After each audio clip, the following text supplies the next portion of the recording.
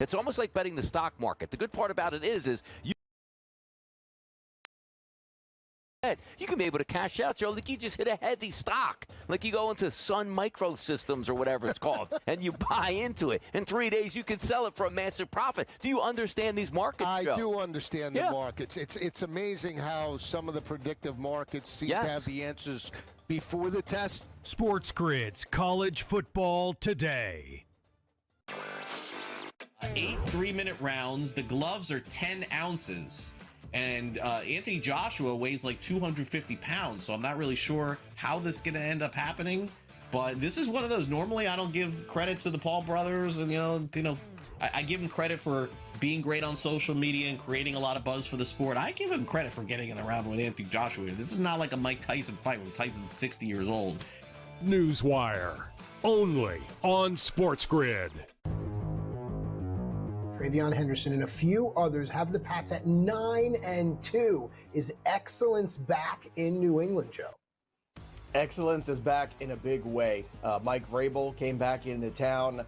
Drake May has come out of his shell, and Travion Henderson has come out of, I don't know where he was. He was in obscurity, but he had 3 touchdowns on Thursday night. Fantasy Sports Today, only on SportsGrid.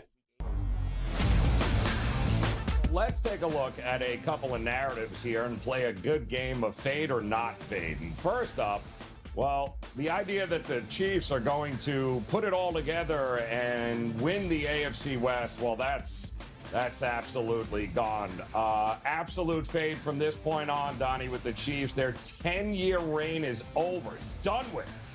The Early Line, only on SportsGrid.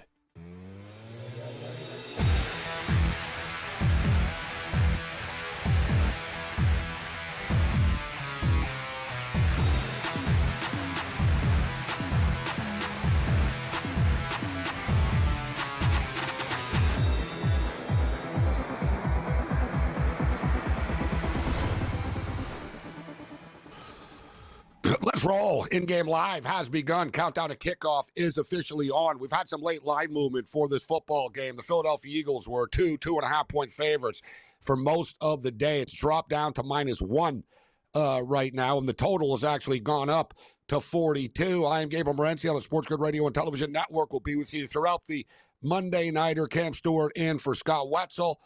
Tonight, we're locked and loaded. We've got a full house as far as guests are concerned. We'll track the NBA, NHL, college basketball as well, obviously, this evening. But the focus will be this critical Monday night football game, as it's getting late early right now in the National Football League as far as the standings are concerned. A big game for the Chargers tonight. It's, every game's a big game for the Eagles, especially when they're coming off a loss. I mean, people were throwing rocks at the offensive coordinator's house after the last football game. So big game for the Eagles here against the Chargers. Chargers battling for a playoff spot. Justin Herbert will be playing with a broken hand tonight as well. So we talked about the line movement in this football game. And, as far as Justin Herbert is concerned, I've always been in a minority over the years in believing that Justin Herbert is somewhat overrated. I think Herbert's really good. He's a good quarterback, but he never gets blamed for the Chargers' losses over the years. He's been there for a while. Right? It's always the coach. It's always the defense. It's always everybody else's fault, and it's never Herbert's fault. But the numbers speak for themselves. Justin Herbert is 1-9. All right? 1-9 the last 10 games when he is a home underdog. All right? He doesn't beat teams that are better than he is. Justin Herbert, 8-15 straight up versus teams that are above 500. In Herbert's career is 14-23 straight up versus teams above 500. Of 114 quarterbacks since 2020, Justin Herbert is the least profitable on the money line against winning teams. It's just the numbers speak for themselves. But we're talking about a Philadelphia Eagle football team that is struggling right now. They're not in sync, but they're still the defending champs. It is a tough football game tonight. It's a tough handicap tonight, and it's a tough prop night tonight because it's not, we don't have the Lions and the Rams here or something like that, right? Or the Bills and the Ravens. These props aren't jumping off the screen tonight. I expect this to be a low-scoring football game. Cam Stewart in the house. Cam, what are you betting on? What do you have? What do you think of this game tonight? I think it's, I think it's a spot for the Eagles, Gabe, but we've been waiting a long time for them to pick it up. But if you're going to get the Chargers, I think you can get them tonight.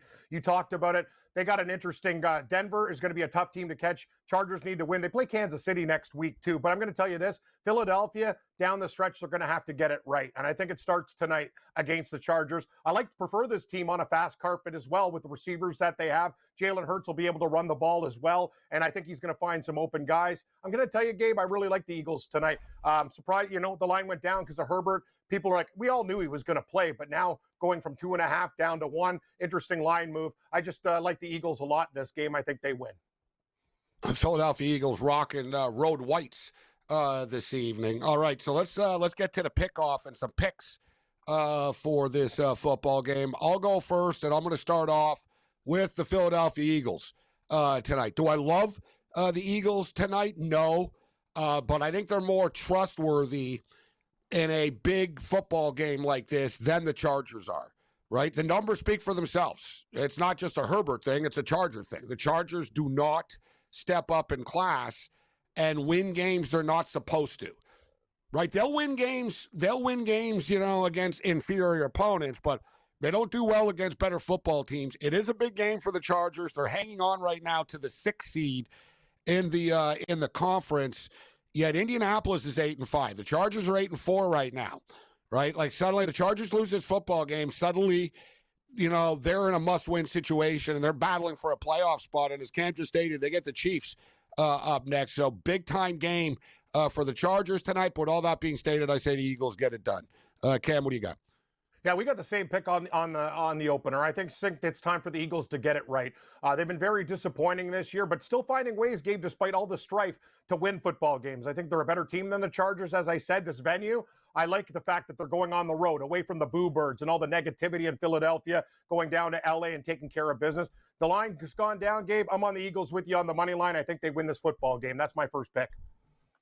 It will feel there's actually more Eagle fans than Charger fans in the house tonight. Eagle fans have really shown up this evening at SoFi Stadium. So I'm going to I've got the Eagles, but I like these new same-game parlays. It's funny because Bet365 doesn't let me tease these games anymore, right? For years, you tease the games. They block the actual teaser now. But what you do is you just do a same-game parlay. Like they direct you basically, they're telling you to play it in the same-game parlay where you can set your own numbers. And I've been getting better numbers by setting my own number than the 7-point teaser, which passes for like minus 150 in today's day and age. So a good example is I've got the Philadelphia Eagles at plus 7.5 and under 49.5 at minus 155. It's not bad. Right? I mean, they're 1-point favorites. So in a 7-point teaser, I really should only have them at plus 6. But I got them past that key number. I got them at 7.5.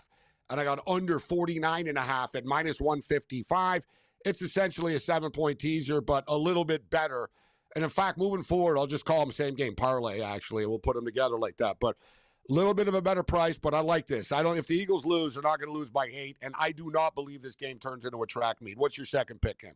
I like that pick, Gabe. And that's the thing. I don't see too much offense there. I'm going with Vidal, the running back for the Chargers. I know Hampton is coming back, and people are like, oh, we're going to give you a heavy dose of Hampton. The guy's been out forever. And I'll tell you one thing about Vidal. He's had 2 games over 100 and a game of 96. So I'll tell you 3 of the last 5, way over that number. 42.5 rushing and receiving. I get it. The Eagles defense is good, but I'm going to tell you, Gabe, they're going to ease Hampton in. He's been the workhorse for this team. His number for a touchdown, too, is plus 280, I found on a books. But I'll tell you, I'll just take over rushing and receiving. Vidal, 42.5.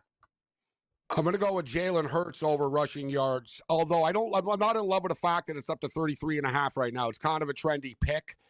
If you look at Hurts, he's had 31 yards, 33 yards, 31 yards, 27 yards.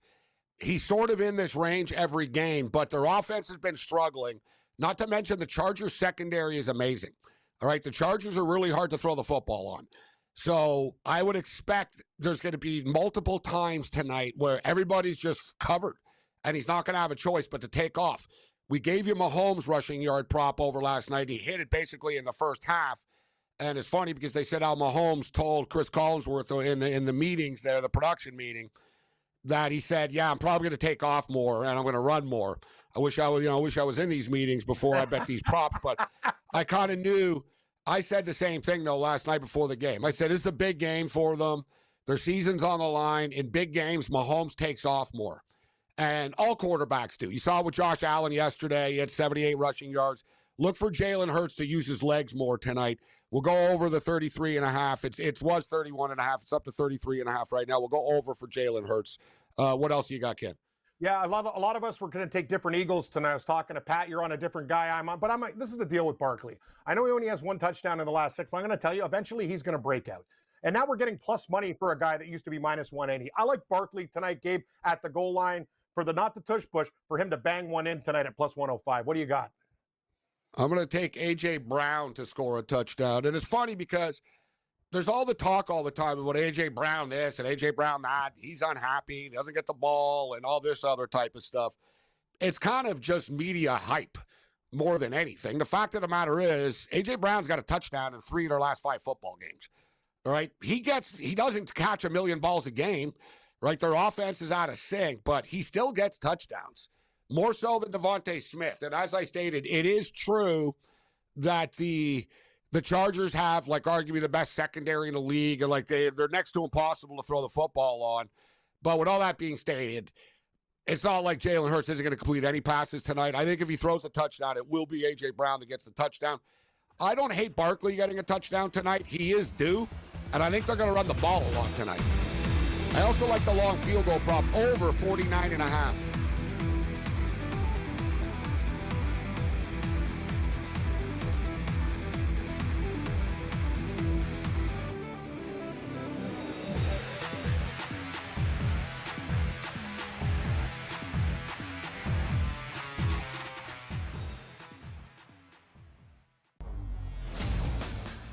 Take a look at it and you say, all right, well, can they do this? But the one thing I know, every year I love the SEC championship game. Like this year, we're going to get a pretty good treat in the Big Ten because you have Indiana and Ohio State. But every single year, it's never like I don't have to watch that, because the reason I bring that up is there's a game that's going to be on 8 o'clock that probably should just be played at midnight or 1 a.m. The ACC championship game. Like, things are not the same. The Early Line, only on SportsGrid. Splash Brothers? How about the Curry Brothers? Curry Brothers have been reunited, folks, as Seth Curry has signed for the rest of the year, according to Shams Charania. This is a good sign for a Warriors team for what they need off the bench. Coming off a career year where he shot 45.6% from 3. He is a career 43.3% shooter from 3-point range. Pro basketball today, only on SportsGrid. You've got an 18-1-6 hockey team. You've got a 10-2 football team. So the best record in hockey, the best record in football, and top 5 in the NBA with Jokic and the gang, and the Nuggets at 14-6. And I'm saying to myself, what other town comes close to that? The Craig Carton Show, only on SportsGrid. Chris Beard said, I can just play different players. And kudos to Chris Beard. NIL does not matter. Recruiting rankings don't matter. Who your AAU coaches doesn't matter. At the end of the day as a coach, your loyalty is to your school. Your loyalty is to all the kids in the program. College basketball today, only on SportsGrid.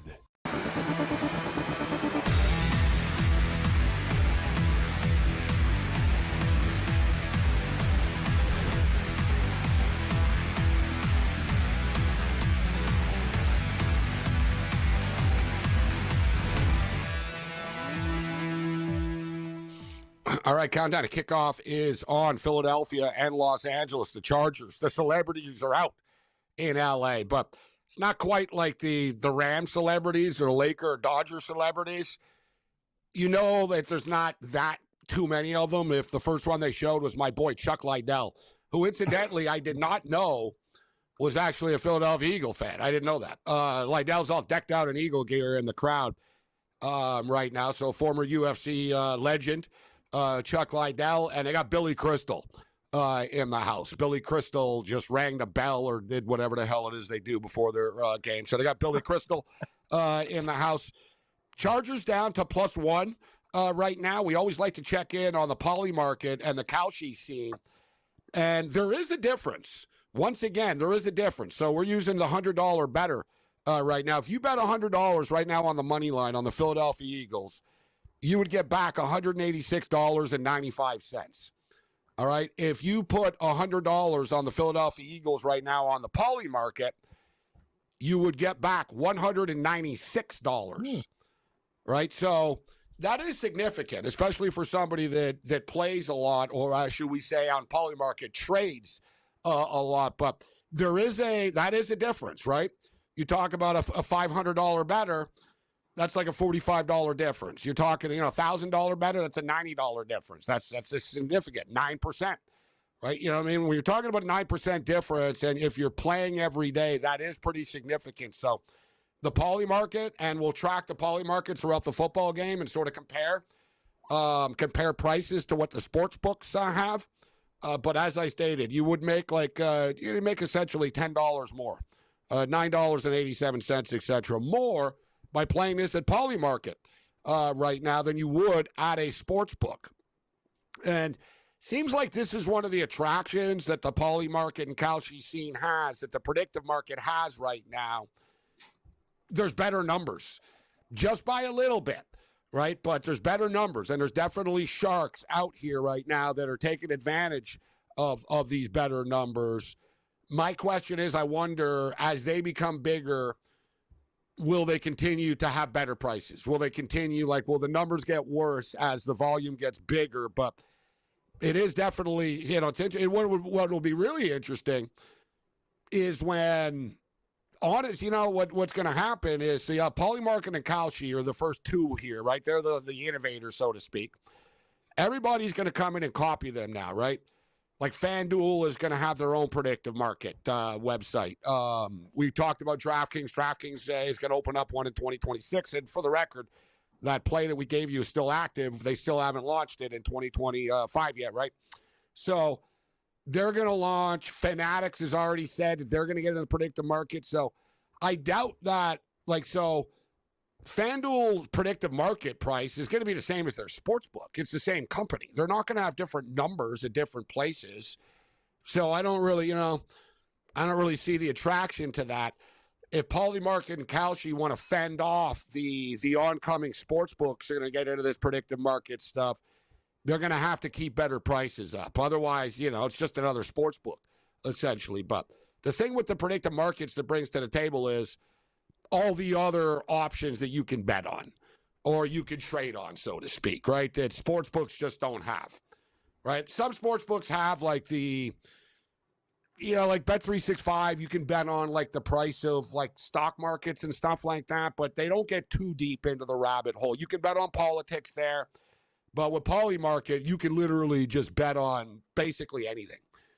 From, the Time Person of the Year, the highest grossing movie of the year, number of views of the next Mr. Beast video, the Oscar Best Witcher, how many earthquakes will there be where there's the Richter scale, 7 or more on the Richter scale by June 30th. For the record, people only think 1. 7 is pretty big. How big will Avatar do at the box office? You can get into the economy type of stuff. Who's going to be the largest company by the end of the world? How many Fed rate cuts will there be in 2025? Right? So for people that actually are interested in pop culture and the news and all this type of stuff, there are a million ways to make money on this. There really is. Right? I sit back. We've given you a couple of ours that we've given you. I think they're all going to win, essentially. The gold one, the Google Views one. The only one I might not win, Cam, that I gave people was, will the U.S. government announce that aliens exist in 2026? I say yes. I say yes. No, what I had, but with this stuff, Gabe, it was like 1,000 to 1. It was like $1 paid back $980. That's amazing. I think they might, actually. And I swear to God, I saw Colin Cowherd talking about this the other day. I almost got the feeling, I'm like, did you see my bit here? Who? I'm the only one in the world that gave a prop to say that alien life will be announced. And He did a couple of days ago. I'm like, yeah, really, huh? Wonder where you came up with that one, Colin. But yeah, it's true. That's the best alien life. You know what the thing is, Gabe, though? Some of the things we talked about before, like the vagueness of it, like how much precipitation and da-da-da, like, you know what I mean? You want to keep it. I like yours. That, like, will FanDuel do this in the new year? That's a great bet because you said it. They're not going to do it. People close down for Christmas, New Year's, and all the other stuff. I have a pretty good one. I have some good ones, too, that I looked at that Bet365 actually has up. They're big on Christmas props, Bet365 always. And you can bet whether it's going to snow in Oslo, Norway on December 25th, whether it's going to snow in Toronto. Like, they have basically like 20 sort of major cities. And Montreal, ironically enough, Montreal is the one. I do believe it'll snow in Montreal on Christmas Day. So we'll get into that in a couple of weeks as Christmas is around the corner. So we're off and running in Los Angeles. The Eagles offense just did what they've been doing a lot of, which is nothing to start the football game. So the Chargers, the Eagles get the ball first to start the game. The Chargers will get the ball to start the second half. In-game total just fell to 40.5 right now. Chargers have just become 2.5-point favorites in this game just like that. But I think the 40.5 is in play, guys, to the under. Last night, I liked the under the game, and it was, like, really low. And as the game was going on, I started betting an in-game under more. Like, yeah, I'll take under 37.5. I'll take under 34.5. I think it's an under. I don't think the Chargers are going to score on this drive either. And it's going to drop to, like, 37.5.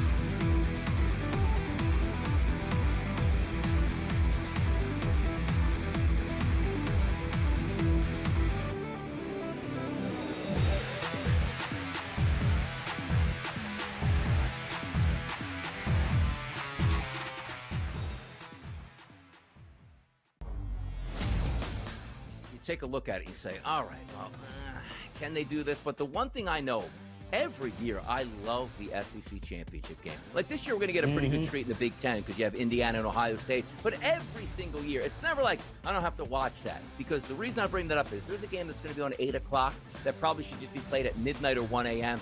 The ACC championship game. Like, things are not the same. The Early Line, only on SportsGrid. Splash Brothers? How about the Curry Brothers? Curry Brothers have been reunited, folks, as Seth Curry has signed for the rest of the year, according to Shams Charania. This is a good sign for a Warriors team for what they need off the bench. Coming off a career year where he shot 45.6% from three. He is a career 43.3% shooter from three-point range. Pro basketball today, only on SportsGrid. You've got an 18-1-6 hockey team. You've got a 10-2 football team. So the best record in hockey, the best record in football, and top 5 in the NBA with Jokic and the gang, and the Nuggets at 14-6. And I'm saying to myself, what other town comes close to that? The Craig Carton Show, only on SportsGrid. Chris Beard said, I can just play different players. And kudos to Chris Beard. NIL does not matter. Recruiting rankings don't matter. Who your AAU coaches doesn't matter. At the end of the day as a coach, your loyalty is to your school.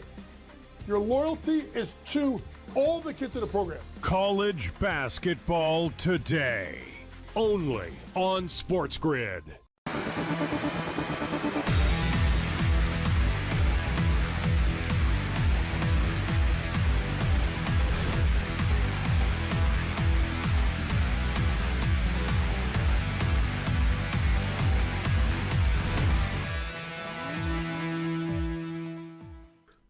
In-game live continues. The holiday season has begun. It's the SportsGrid Christmas party at Versa in Manhattan, right across the street from Madison Square Garden this evening. But somebody's got to keep the lights on here. So our boy Vinny and Pat Foster and Master Control running things at the Bellworks headquarters, and me and Cam getting it done here right now.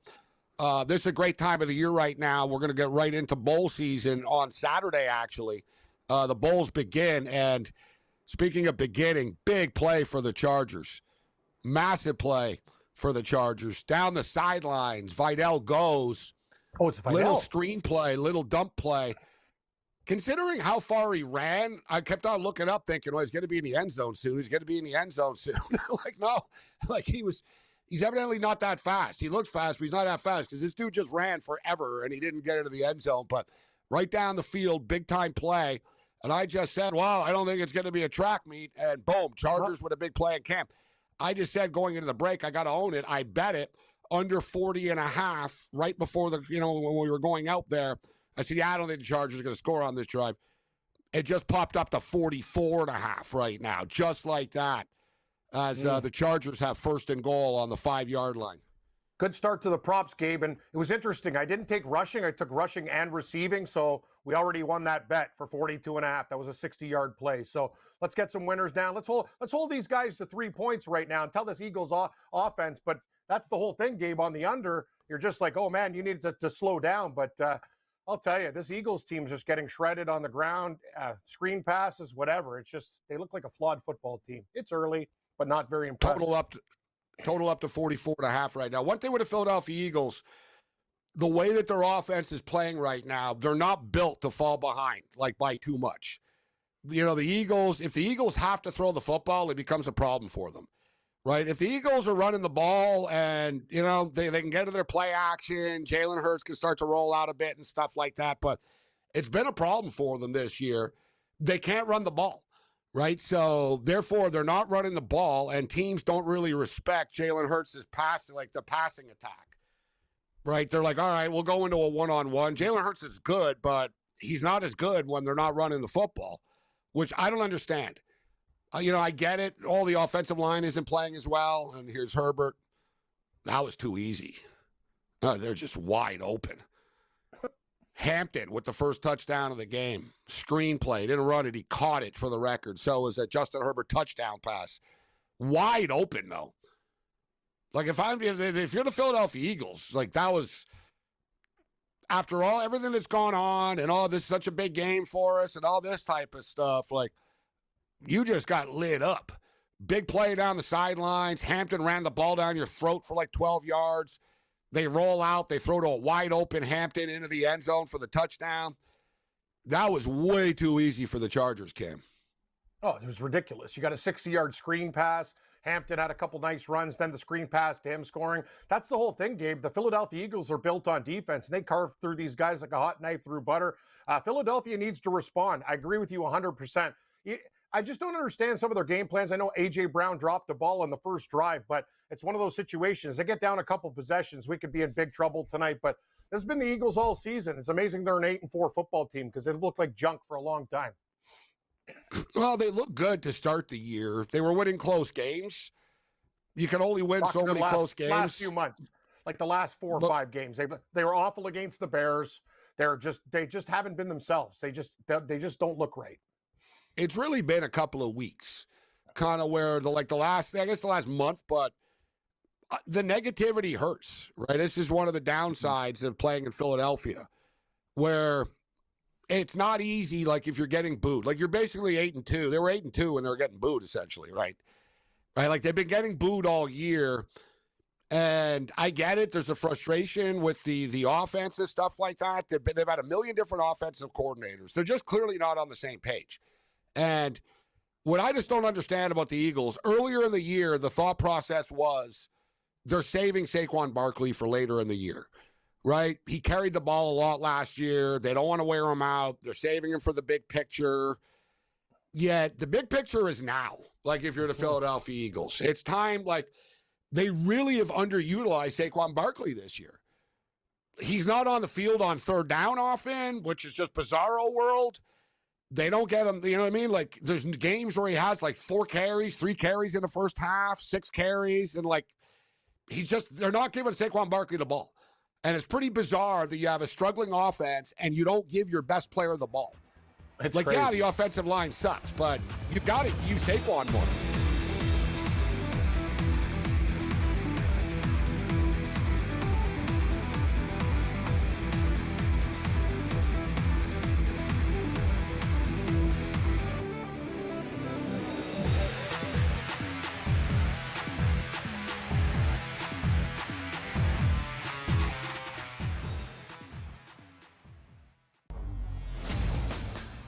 take a look at it. You say, all right, well, can they do this? But the one thing I know, every year I love the SEC championship game. Like this year, we're going to get a pretty good treat in the Big Ten because you have Indiana and Ohio State. But every single year, it's never like I don't have to watch that. Because the reason I bring that up is there's a game that's going to be on 8 o'clock that probably should just be played at midnight or 1 a.m. The ACC championship game. Like, things are not the same. The Early Line, only on SportsGrid. Splash Brothers? How about the Curry Brothers? Curry Brothers have been reunited, folks, as Seth Curry has signed for the rest of the year, according to Shams Charania. This is a good sign for a Warriors team for what they need off the bench. Coming off a career year where he shot 45.6% from three. He is a career 43.3% shooter from three-point range. Pro basketball today, only on SportsGrid. You've got an 18-1-6 hockey team.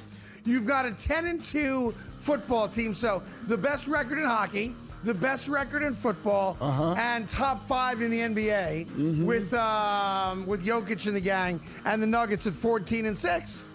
And I'm saying to myself, what other town comes close to that? The Craig Carton Show, only on SportsGrid. Chris Beard said, I can just play different players. And kudos to Chris Beard. NIL does not matter. Recruiting rankings don't matter. Who your AAU coaches doesn't matter. At the end of the day as a coach, your loyalty is to your school. Your loyalty is to all the kids in the program. College basketball today, only on SportsGrid.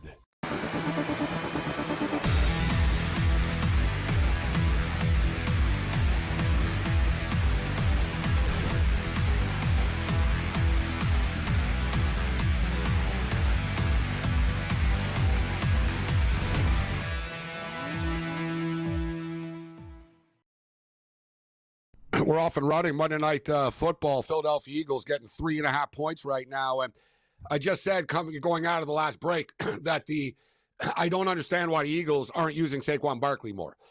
And, earlier in the year, the thought process was that they were saving him and they didn't want to wear him out and they'd start to use him more and all that type of stuff. But they need him now. And he's fresh. He's good to go. I'm tired of hearing about while the offensive line is struggling. Just give the ball to Barkley, and they have. And Barkley's already up to 33 yards right now. I saw a lot of people liking Barkley under 71 rushing yards tonight, whatever it was, 71, I believe it was. And here's Hurts scrambling right now. And I was like, I wouldn't mess with Barkley tonight, right? There, you figure at some point that the light goes off in Sirianni's head and he realizes, let's give the ball to Barkley more. And I kind of got the feeling Barkley would pop a big one tonight. Hurts' little scramble just gets taken back due to a holding penalty. Let's bring in Kiev O'Neill right now. Good to catch up with you, Kiev. Thanks for joining us tonight. This Eagle offense really isn't built to fall behind by too many points. So, big touchdown there for the Chargers. What did you think about this Monday nighter coming into the game tonight? A game where I got it early. I got it at +3. I took it early, and right after the Jalen Carter news was announced, it shot down, and it shot down quick. Now, something's wrong with this Eagles team.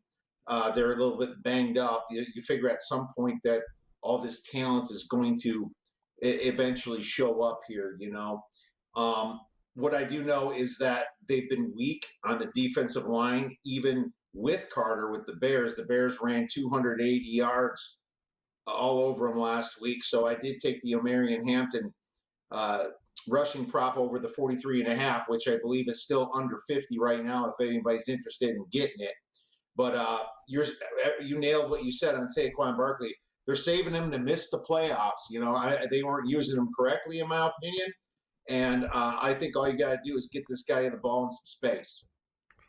You know what? If you're the Dallas Cowboys, you've fallen short just a few too many times because the Eagles are beatable. Like, the division is kind of there for the taking, but no one is close enough to be able to do anything about it. The Giants are, the Giants and Washington guys are the two worst teams in the NFC, right? So you got the Giants and Washington in the division, and you got the Dallas Cowboys. So even with the Eagles' struggles, they're not going to fall like lower than the 4 seed in the playoffs. What they are doing, though, is they're going to make their path a lot more difficult moving forward in the postseason, and they're not going to have home field advantage moving forward. So it'll be interesting to see how it plays out in the NFC. Are you buying in, Kiev, that it's the Rams and everybody else? Because Seattle are dangerous. To me, Green Bay are dangerous. I don't fully buy into the Detroit Lions. The Lions can't beat good teams. So I picked the Lions before the year started, and then I bought into the Parsons trade with the Packers, and I thought, this Packer team could break out too. And the Packers are heating up at the right time of the year right now. What do you think of the NFC picture? It's so convoluted up top. I'm almost worried that my Bears are going to need 11 wins at some point if they're going to want to make these playoffs. The problem is they do have some head-to-heads coming up with the Niners. I knew that. It's pretty wild, Kiev. It's true, that the Bears are suddenly the 7 seed just like that. They went from like the 1 seed to the 7. Like, things can change quickly in a couple of weeks in this league now. It's crazy, and they're going to have to beat either the Packers or either the Niners if they want to make the playoffs. They'll get the win next week, most likely against Cleveland, 7.5-point favorites. But they're going to have to knock one of them down here, and that's just how tough it is. In the NFC, you're going to maybe need 11 wins to grab even a wild card spot. I think Seattle's got a shot to knock the Rams off. After the Rams lost to the Panthers, that was painful for the Rams. But you also have to understand, these Packers have to go to Denver, to Chicago, home against the hungry Ravens, and then at the Vikings rivalry. We'll see how the Vikings are doing at the end of the season, but this ain't no cakewalk either for the Green Bay Packers. Now, the Seattle Seahawks get the Rams now at home, which could flip the script. It's either one of them with home field, but I will pick the Rams to represent the NFC in the Super Bowl just based upon the quarterback play of Matthew Stafford in clutch situations against Sam Darnold. Cam, you're the Seahawk fan. I agree with Kiev in the sense that I think the Seahawks are good. Like they're good. The odds makers have recognized them. The public really hasn't because they're not on TV much. They're in the Pacific Northwest and all that. But I think the Rams is a worst case scenario for them. Like I think they could beat other teams, but the Rams have their number. And, I agree. Like the Rams with Matt Stafford, the Rams, if they get home field advantage, they're going to be really tough to knock off going into Los Angeles and beating them. But big, Seattle, listen, if Seattle gets home field advantage, though, that changes things. But I'm kind of with Kiev in the sense that I have a hard time buying in that Seattle are going to beat the Rams. Yeah, and Darnold's going to beat Stafford. That's the whole thing, guys. And we talked about this game. He threw 4 interceptions last time they played. I know. It's a disaster, but they almost... And he got lit up last year, off the top of my head. Didn't they play? It was against the Rams when he played on the Vikings. Yes. And he melted down in that game, right? So there's a history here that you can't forget. Oh, I'm very aware of the history. I'm telling you what, they covered and almost won that game despite Darnold playing like junk. And they go on the East Coast. That's true. They came back and missed a long field goal at the end of that game. Yes. They missed that long field goal. They couldn't have played any worse, and they played with the Rams. So, and people are like, I know Kenneth Walker's not making your fantasy team any better, but I'll tell you one thing, the change of pace back with him and Charbonnet is good. Now they got their second-round draft pick from South Carolina back in the secondary, too, and he's a damn monster to go with Witherspoon. They were killing Kirk Cousins in that game, Gabe. And I'll tell you one thing, Shaheed changed the face of that game. When Robinson was running it down their throat, first play of the third quarter is a 100-yard return. He's got speed to burn. I'm telling you, I know the Seahawks, you look at the numbers in the books and go, but you know what? I think they can beat the Rams. We'll find out on Thursday. Right, Gabe? Rams at Seahawks, part 2. It's going to be a great game. Their path got easier with the Colts, and the Colts...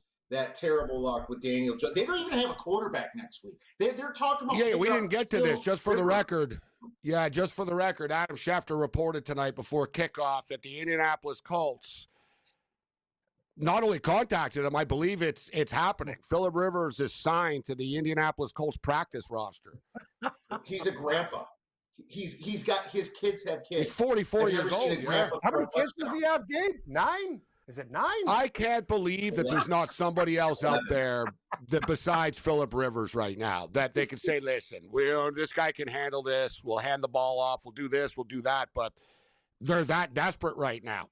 Riley Leonard got hurt, the kid from Notre Dame, who I don't think would have been good anyways. But anyway, so he's hurt. Anthony Richardson is still hurt. You're right, Kiev. They don't have a quarterback. they don't nothing. Like this division. If you're the Houston Texans right now and the Jags, that division just sort of became yours. So the Eagles just kick a 41-yard field goal. So we got a 7-3 football game right now, and the in-game total is 45.5, a little bit higher than I thought it would kind of be. But to be honest, I've seen this before with Harbaugh coach teams. Harbaugh is a really good script guy. Say he was great at Michigan on the first drive too. He's usually pretty good, and as the game goes on, he'll revert back to his Harbaugh ways and just start running the ball. He's not changing. You know what I mean? He's going to do what he does. Yeah. I just hate betting unders, Kiev, but I don't think this is a track meet game still. I really don't. I don't like to bet the under here either. I think that the offenses can be very efficient on both sides, and you saw that the Chargers let the Eagles drive down the field. They tightened up a little bit in the red zone. There were a couple of big plays. Right, that's the thing. There were a couple of big plays. Aggressive defenses could get burnt with big plays.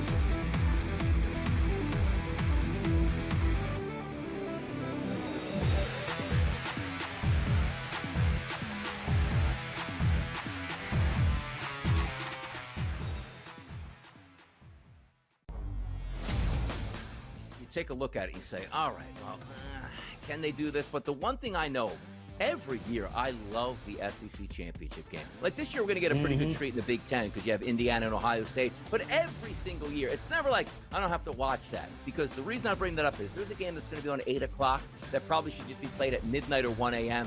The ACC championship game. Like, things are not the same. The Early Line, only on SportsGrid. Splash Brothers? How about the Curry Brothers? Curry Brothers have been reunited, folks, as Seth Curry has signed for the rest of the year, according to Shams Charania. This is a good sign for a Warriors team for what they need off the bench. Coming off a career year where he shot 45.6% from three. He is a career 43.3% shooter from three-point range. Pro basketball today, only on SportsGrid. You've got an 18-1-6 hockey team. You've got a 10-2 football team. So the best record in hockey, the best record in football, and top 5 in the NBA with Jokic and the gang, and the Nuggets at 14-6. And I'm saying to myself, what other town comes close to that? The Craig Carton Show, only on SportsGrid. Chris Beard said, I can just play different players. And kudos to Chris Beard. NIL does not matter. Recruiting rankings don't matter. Who your AAU coaches doesn't matter. At the end of the day as a coach, your loyalty is to your school. Your loyalty is to all the kids in the program. College basketball today, only on SportsGrid.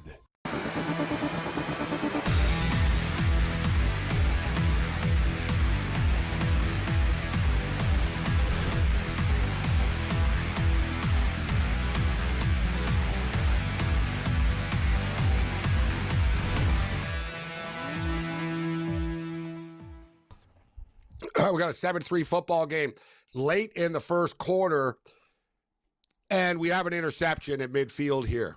Phillip Rivers was just intercepted by the Eagles, Cooper DeJean, and 7-3.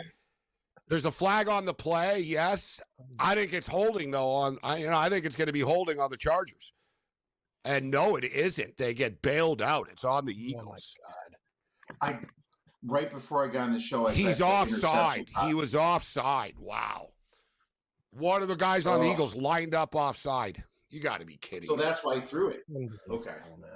Yeah, like I saw the penalty flag as he was dropping back, and it was behind the play, so I figured, it must be a holding penalty coming up here, right? But no, you could see Buddy on the Eagles sort of leaned in, and he jumped like a little bit too early. That's why he kind of went to deep receiver. Wow, that was a big time eraser right there. It takes he would have been Eagle ball at midfield. It is still third down, though, right now. So we were just talking about the Colts situation. And they really are out of quarterbacks, guys, for real, right? Like, so Jones is out for the year. Riley Leonard is injured. Anthony Richardson is still on IR. He's not back yet. They're going to turn to Brett Rippon. Brett Rippon would be the guy, and they just signed Phillip Rivers to the practice roster as well. Rivers obviously ain't playing like immediately, but their season is just falling apart right now. And they just get a sack. Or I don't know, they're saying that Herbert got rid of it, but anyways, they get the stop. That should be a fumble, to be honest with you. It's interesting stuff. Like, he didn't throw it. I agree. That's not a throw. Like, you want to, his arm is going forward. The rules are flawed. It's definitely intentional grounding. Yeah, at least, Kiev. Exactly. Like, what was he doing? Like, we weren't throwing that to anybody. You just dropped it on the ground in front of you. Yeah. Want to hear the craziest thing, though, too, Gabe? Brett Rippon, guys, he's from Spokane, Washington, too. And remember, he went to Boise State. So kind of crazy. In the first game, you're actually going to play the Seattle Seahawks in your home state, on the road for the Colts. Pretty wild stuff. That's nuts. Comes full circle. The playbook. He's the, of course, the nephew of Mark Rippon, Super Bowl MVP. Mark Rippon, which probably the most unheralded, least discussed Super Bowl winning quarterback ever. Like, honestly. True, man. The people, Trent Dilfer sort of gets, Trent Dilfer won the Super Bowl. Brad Johnson doesn't get talked about much with the Bucs, but Rippon had himself a hell of a freaking football game. I'll tell you what, against my Buffalo Bills. I didn't see that one coming. The great Joe Gibbs winning Super Bowls with 3 different quarterbacks. Unbelievable accomplishment. So, Kia, before we get you out of here, college football, all hell is broken loose. The fallout continues. Notre Dame refusing to play in a bowl game. And BYU are pretty unhappy about how this went down. JMU gets in for whatever ridiculously stupid reason. Tulane, I understand. JMU, I don't. And the SEC has never been more hated than they are right now. If there's one thing that you could unite America, Kiev, is nobody wants to see a team from the SEC win the championship now. I've ranted enough about this. The truth is, as a sports bettor, we just take what we get and we just bet on the sides. If you're really that adamant that Alabama is not. I thought the same thing. Kiev, all the bitching. We're all going to be watching and betting on the damn games. Right. I mean, now from a fraud perspective, there's universities that are losing millions of dollars because of 5 SEC teams getting in. I mean, don't you think if it's that close, you would say, okay, maybe we'll just let you have 3 in and let the other ones that are pretty dang good. As a sports bettor, you know what the spreads are going to be. Notre Dame on Sagarin is like a 7-point favorite to Alabama on a neutral. Now, I have it 4.5, 5 myself, but yeah, I mean, we can complain about it. There's no reason that JMU or Tulane should be in because I believe a group of 5 should only be represented when there's an undefeated season myself. But, like I said, we can complain about it, and it's not up to us to make these calls. And, I mean, if the government can ever get their heads out of their whats, maybe they should step in and help someone out here. But the truth is that we have some great games coming up, and I already made a few plays. I think that Miami is now playing with house money. They're in. They have no other reason just to go there and give it their all. Giving them a lot of points here against Texas A&M, which if you look at Texas A&M, they avoided Georgia this year. They avoided Alabama this year. They got run out by Texas at the end. I think they're prime for a potential upset, especially when you have a quarterback like Miami has that has all that playoff experience, especially with the SEC. I think Miami is very live here to come in with Carson Beck and possibly steal this one in College Station. For me, the one that jumped off the screen at me was actually Tulane getting 17. Because, we can talk about it. I agree with you, Kiev, about I didn't realize we're going to put 2-loss teams in now and stuff like in these lower tier conferences. I knew we were doing it, but I'm with you in that. No, it should be, listen, we can't leave them out. Not because they won, right? It should be, listen, they're 13-0. They're really good. We've got to give these guys a chance. So to put JMU and Tulane in, that's like the head scratcher to me, which Tulane I have a problem with, but I don't know if Ole Miss are good enough to run Tulane off the field. Like, I don't think Tulane are just going to be flat out overmatched per se. They're going to lose, and they could lose by 21 or something like that, but they've got experience on this team. I think Tulane at plus 17 is a manageable number. That's at least in my opinion. Like, I think JMU's in big trouble going out there to Eugene on a Saturday night. I'll tell you that. Oregon first half minus 10.5 is another play I made right away. I think that this could be up 21-28 to nothing. I mean, Oregon coming in after being embarrassed last year. Their quarterback, Dante Moore, looks fantastic over the past few weeks. They're getting the receivers back. They've been playing injured the last few weeks, right? And now they're going to come in. You saw how JMU played Troy. This team, it does not belong. It is. I would definitely take Oregon first half for sure. I'm not sure that JMU would win the FCS playoffs. Thanks, Kiaz. Great to catch up with you.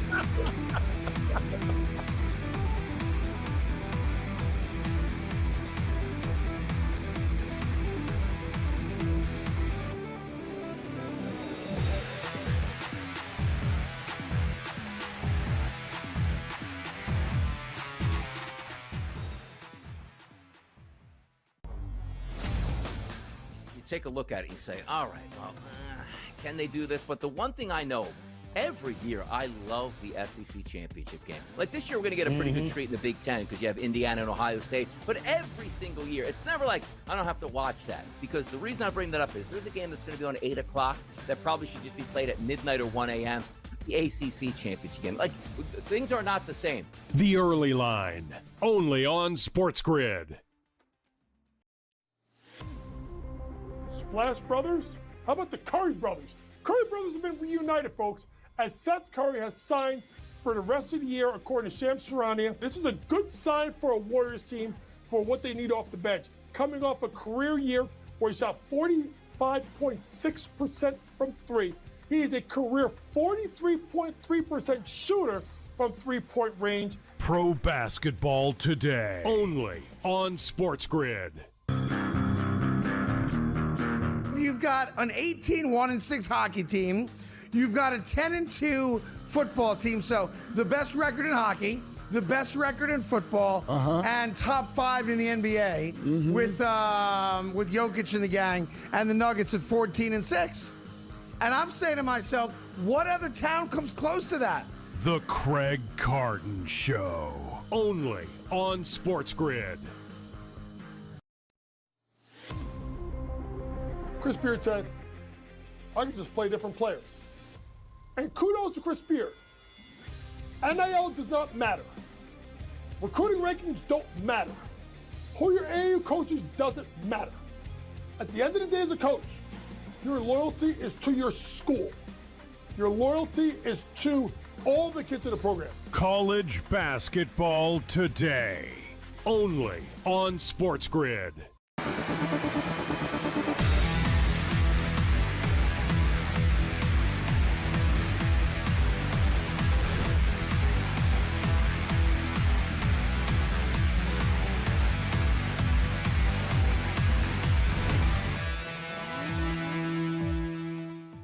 All right, we're rolling along on this Monday night meltdown, Monday night football. We might have an interception here. I'm not sure. Hit the ground.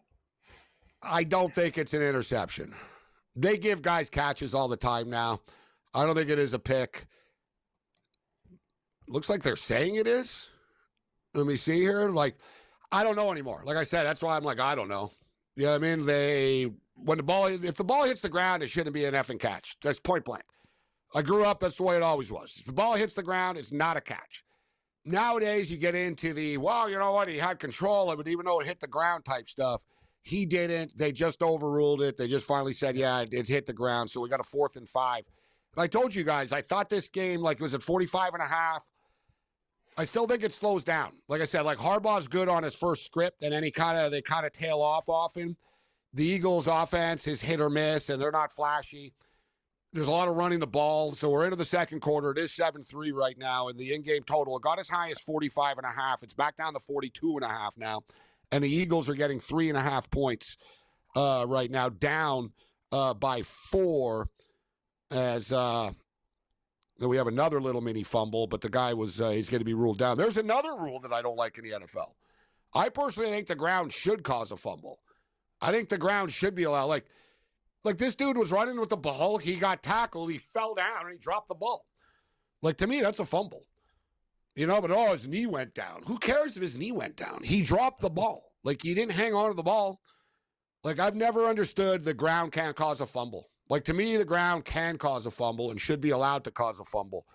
I'm not like, these are rules I would change with the NFL. I'd be like, if the ball hits the ground, it's not a catch. I don't care. Like, just point blank. It's not a catch.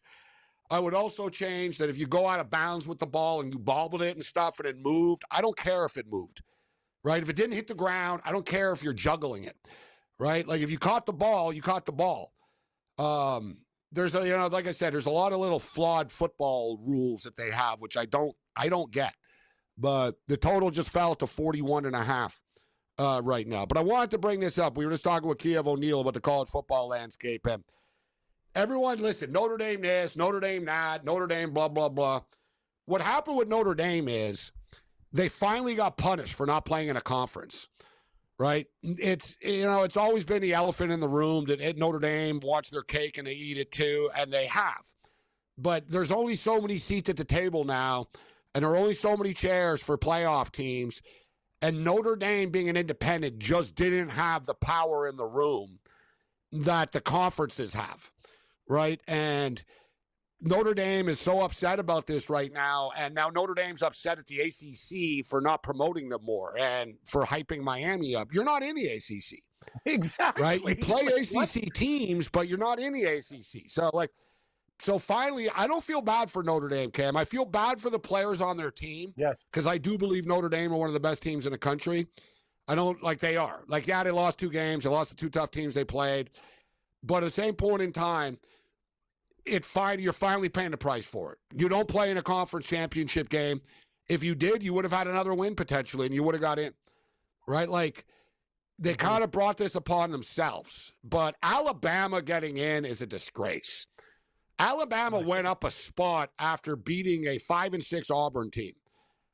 Ohio State lost to Indiana, the number 2 ranked team in the country. Ohio State were number 1. Ohio State lost. They fell in the rankings.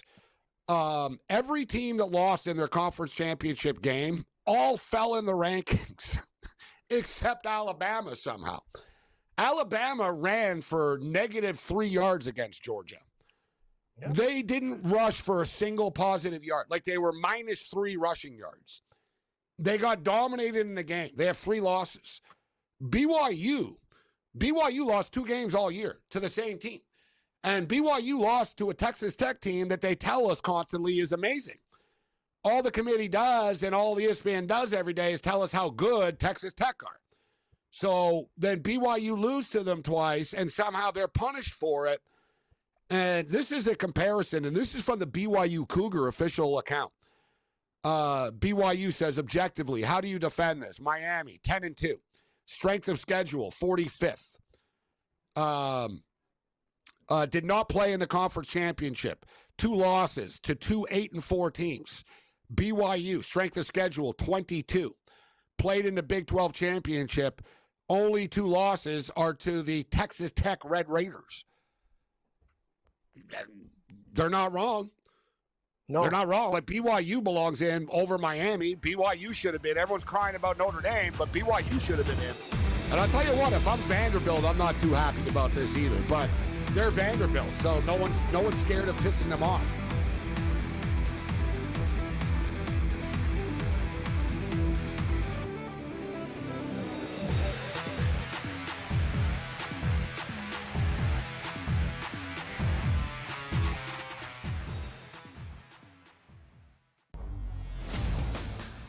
take a look at it. You say, all right, well, can they do this? But the one thing I know, every year I love the SEC championship game. Like this year, we're going to get a pretty good treat in the Big Ten because you have Indiana and Ohio State. But every single year, it's never like I don't have to watch that, because the reason I bring that up is there's a game that's going to be on 8 o'clock that probably should just be played at midnight or 1 a.m.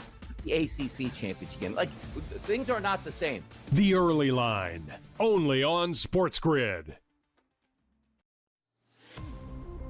Splash Brothers? How about the Curry Brothers? Curry Brothers have been reunited, folks, as Seth Curry has signed for the rest of the year, according to Shams Charania. This is a good sign for a Warriors team for what they need off the bench. Coming off a career year where he shot 45.6% from three. He is a career 43.3% shooter from three-point range. Pro basketball today, only on SportsGrid.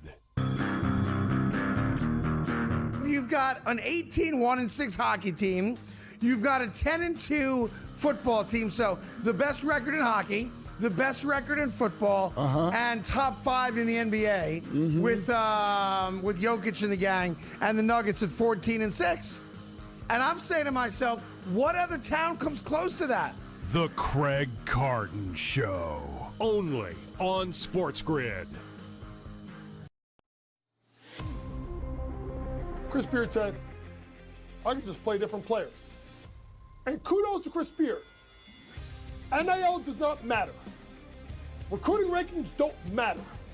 Who your AAU coaches doesn't matter. At the end of the day as a coach, your loyalty is to your school. Your loyalty is to all the kids in the program. College basketball today, only on SportsGrid.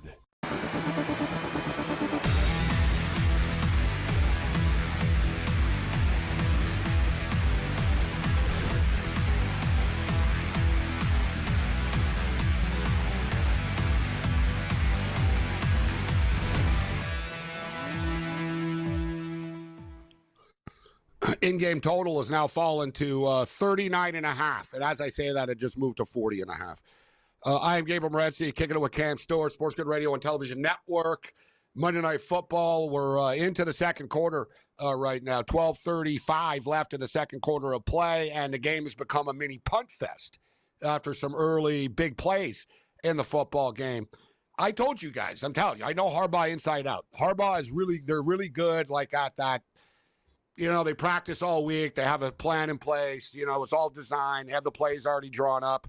But as the game goes on, I don't think that, you know, they're going to score that many points. So it has slowed down and settled in a little bit. Philadelphia get the ball back. Philadelphia are now getting 2.5 points. They're getting 2.5 with a total of 40.5. Sean Higgs going to join us in a couple of minutes.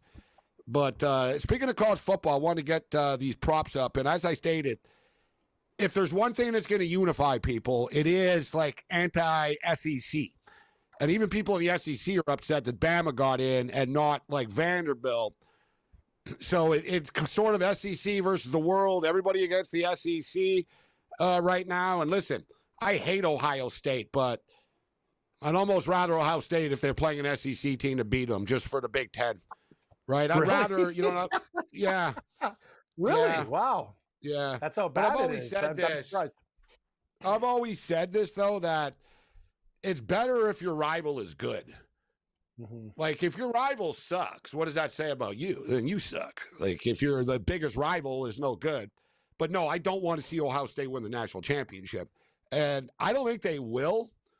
But at the same point in time here, I wanted to get look at the odds here for this as far as what conference is going to win the national championship. Right, that's always an interesting prop to take a look at. Which conference is going to win?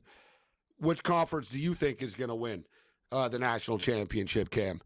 You've got Big Ten. You've got 5 teams from the SEC, 4 teams from the Big Ten. So they're the ones with the big advantage, obviously, by having 9 of the 16, 9 of the 14, 9 of the 12 teams in. Look at this, Gabe. Out of these, I'm just on FanDuel, Ohio State, Big Ten, Indiana, Big Ten. Georgia's the top-ranked team at the SEC, plus 550. Ohio State, I should Indiana. say 3 teams. 3 teams for the Big Ten. Excuse me, 3 teams. And Oregon. Yeah, so you got 3 of the top 4 there. Texas Tech's dangerous, but yeah, no, the Big Ten's the play. I think I told you I loved Indiana heading into that championship game. I'm not getting off the train right now. I think they could beat anybody. Oregon's dangerous as well. The one team from the SEC, which we both agree on, is Georgia. They absolutely laid the smackdown on Alabama, not just won that game, punched them in the face. They did everything to destroy them. Ty Simpson was rattled the whole game, and Georgia did what they wanted. Georgia's a very dangerous team in the SEC, but I'd rather have Ohio State, Indiana, and Oregon over anybody. Yeah, the problem is at minus 200, it's just not. Yeah. It's just not. It's not worth it. We're better off. You're better off just betting the teams. Yeah. I put it this way: like no Big Ten team is going to be minus 200 in the national championship game, right? So like the odds there, it's too heavily slanted towards the Big Ten.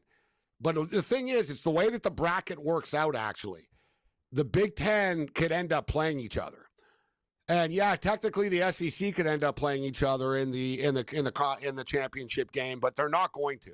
Alabama's not going to survive, right? Alabama, Oklahoma are going down. Like either one of them, we're going to lose to Indiana the following week. So the following game, etc. So Alabama goes to Oklahoma. The winner would play Indiana in the Rose Bowl. So it's not at Indiana. That game would be in the Rose Bowl. Hell, Alabama were just in the Rose Bowl a couple of years ago against Michigan. But I think Alabama or Oklahoma would lose to Indiana in the Rose Bowl. And then JMU goes to Oregon. We know the Ducks are going to win that football game. Then the Ducks would play Texas Tech. Oregon versus, that's a hell of a game. Oregon versus Texas Tech. I think Oregon would beat Texas Tech. I think it'll be super close, but I think the pedigree of Oregon had been in more close games. Oregon have been in the playoffs over the past couple of years. Their quarterback hasn't, but he was actually on the team last year, so he has. He was actually there. He didn't start, Dylan Gabriel, but Dante Moore was on the Ducks last year. So, teams that have been there, I trust more in spots like this that have been there and failed. Don't forget, Kia brought it up, Cam. Look, last year the Oregon Ducks were 14-0 or 13-0. And 14-0, whatever, and then they lost, or 13-0, then they lost in the Rose Bowl, right? They were off for like 4 or 5 weeks or whatever, and boom, they got lit up in the Rose Bowl. They're knocking on the door, this team. Like, they're getting closer and closer. They're like, Dan Lanning, their coach, is going to win a championship.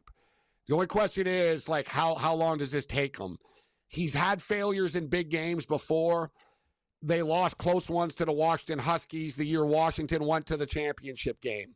They got lit up last year by Ohio State.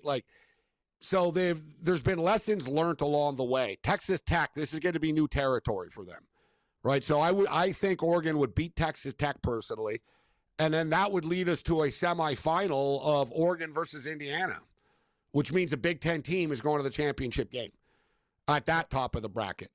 Then you look at the other end of the bracket, Miami at Texas A&M. Toss-up game. All right, I think it could go either way. I personally think Texas A&M are going to beat them. But Texas A&M then goes to, will play Ohio State. Not at Ohio State, but they'll play them in a bowl game, in the Sugar Bowl. Or, sorry, the Cotton Bowl, whatever. So, yeah, it'll be in Texas. Who cares? But so it's in the Cotton Bowl. Miami or Texas A&M will not beat Ohio State, Cam.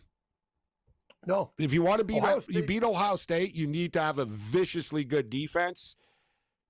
Maybe Miami has a better shot. Texas A&M's defense isn't great. Like if you want to beat Ohio State, you need to man up with them and sort of fight them, right? Like Michigan does that against them. Indiana did that the other day. Like they just out-physicaled them. Right? You've got to out-physical. You're not going to out-skill Ohio State. So, like, if Miami wants to get into a little track meet with Ohio State and stuff, Ohio State will beat them. Texas A&M are too, but Miami are physical, but I personally think Ohio State are going to beat either Miami or Texas A&M. I agree with you there, and I would not be shocked if it's 2 Big Ten teams. I'm riding Indiana all the way to the end. I get it. It's a different time, but when Oregon was the hottest team there, they went into Eugene and punched them in the face, and that's what they did. Ohio State game, 4.5-point dogs, they beat them outright. I love the coach. I love everything about Indiana, Gabe, but you're right. I'm not an Ohio State fan either. I'm sticking with the Hoosiers. I like them for all year long, and I like them even more now in the playoff. I think they win the national championship. Hoosiers win this, baby. Tie it up for Indiana. Sean Higgs in the house. Sean, you think for the record, Eagles on the move right now. Jalen Hurts just picked up a couple of more scrambling yards. We bet him over 33.5 rush yards, but we got a third down coming up right now. 7-3 football game, 9 minutes left in the second half, in the second quarter. Higgs, how you doing? Who do you have, Higgs? We'll get back to college in a minute. Who do you have in this game, Philadelphia or Los Angeles? I got the Chargers. Took the Chargers at 2.5, 3 minus 120. I took them. I mean, how are you Eagles favored? Haven't won a game in a month. These clowns lost the last two. This is like Kansas City being favored every week.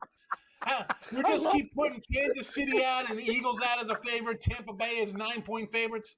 Dude, these teams are. It's freaking Christmas for the love of God. They're not covering games. I know this. Hey, I was on the same, my Sean. God, you can't make this up. Oh, my God, no. Holy mo. So Jalen Hurts throws an interception. Guy on the Chargers recovers it, starts running with the ball, fumbles the ball.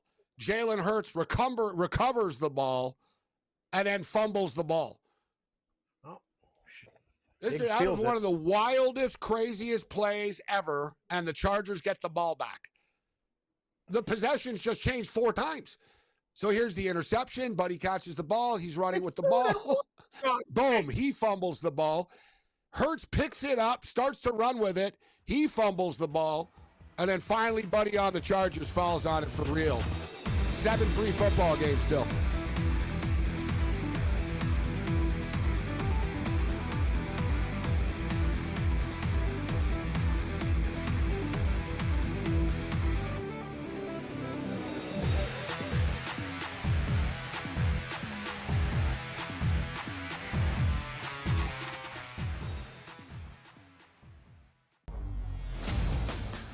Take a look at it, you say, all right, well, can they do this? But the one thing I know, every year I love the SEC championship game. Like this year, we're going to get a pretty good treat in the Big Ten because you have Indiana and Ohio State. But every single year, it's never like I don't have to watch that. Because the reason I bring that up is there's a game that's going to be on 8 o'clock that probably should just be played at midnight or 1 a.m. The ACC championship game. Like, things are not the same. The Early Line, only on SportsGrid. Splash Brothers? How about the Curry Brothers? Curry Brothers have been reunited, folks, as Seth Curry has signed for the rest of the year, according to Shams Charania. This is a good sign for a Warriors team for what they need off the bench. Coming off a career year where he shot 45.6% from 3. He is a career 43.3% shooter from 3-point range. Pro basketball today, only on SportsGrid. You've got an 18-1-6 hockey team. You've got a 10-2 football team. So the best record in hockey, the best record in football, and top 5 in the NBA with Jokic and the gang, and the Nuggets at 14-6. And I'm saying to myself, what other town comes close to that? The Craig Carton Show, only on SportsGrid. Chris Beard said, I can just play different players. And kudos to Chris Beard. NIL does not matter. Recruiting rankings don't matter. Who your AAU coaches doesn't matter. At the end of the day as a coach, your loyalty is to your school. Your loyalty is to all the kids in the program. College basketball today, only on SportsGrid.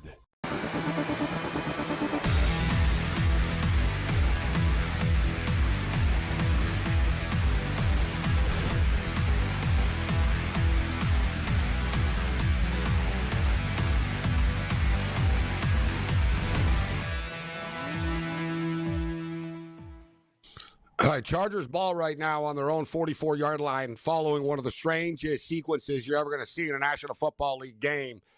Hurts threw an interception. It was returned, then fumbled, then recovered by Jalen Hurts, and then Jalen Hurts fumbled it again, and then it was fallen on finally by a Charger. And not only that, too, it turned into like a 25-yard difference as the ball kept getting kicked down the field in the wrong direction for the Eagles.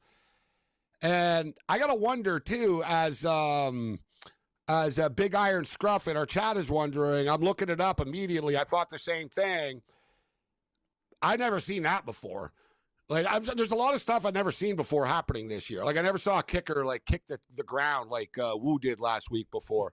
But the question is Jalen Hurts the first player to turn a ball over twice on the same play? I think, you know what I mean? Like, he just turned the ball over twice in the same possession. He threw an interception and he fumbled the ball. like on his box score and his stat sheet, it's an interception and a fumble for Jalen Hurts.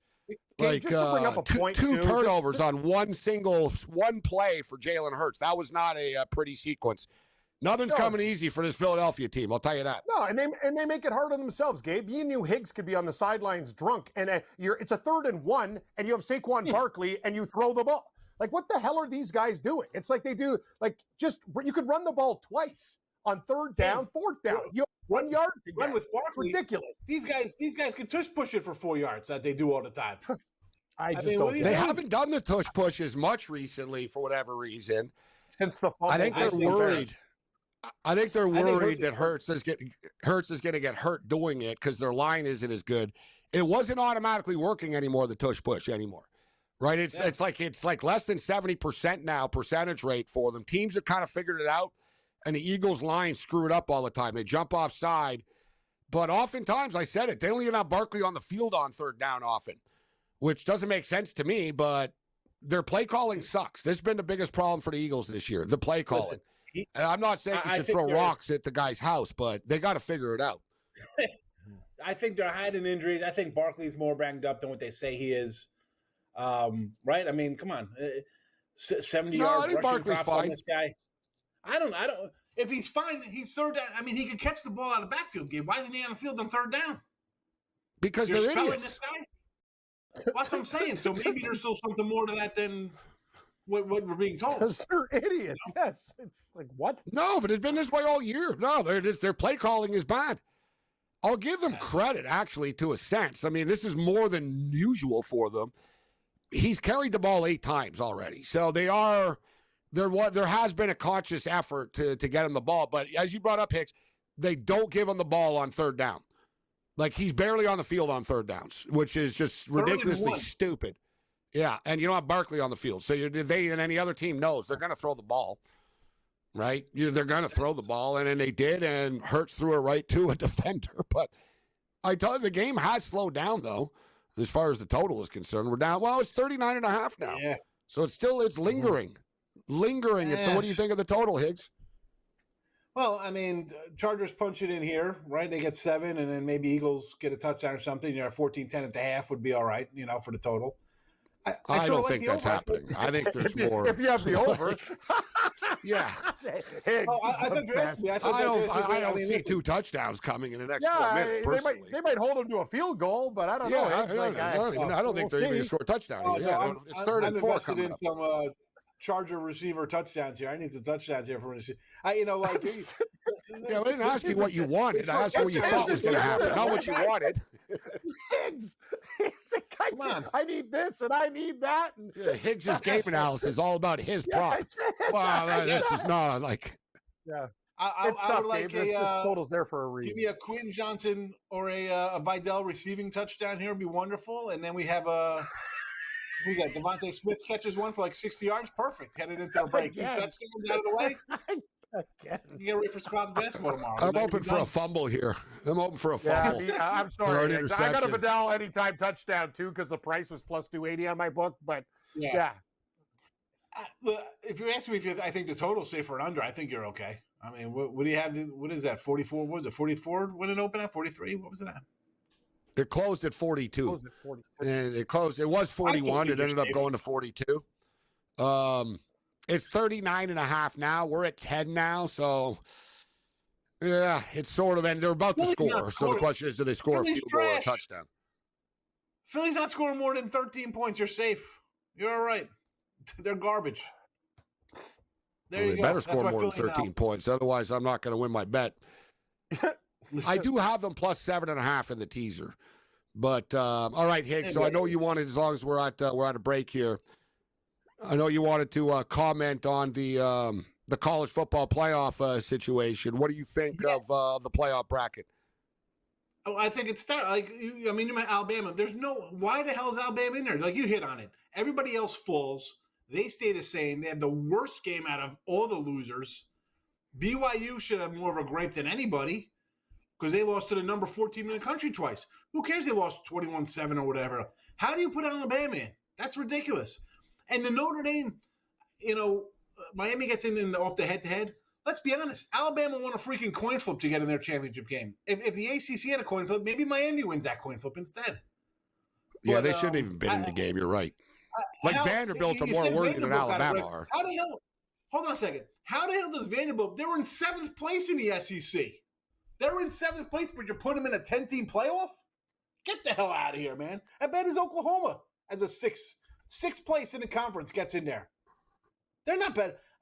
Notre Dame was a 5.5-point favorite over Oklahoma in the lines on Sunday morning, thinking Notre Dame's getting in the bracket. They were 5.5-point favorite. They opened up at 1. Yeah, but it's all how many games you lose. That's what it is. How many games you lose, not really where you finish, where you really finish in the standings. They lost the most. They lost the most with the worst loss. So do you think though,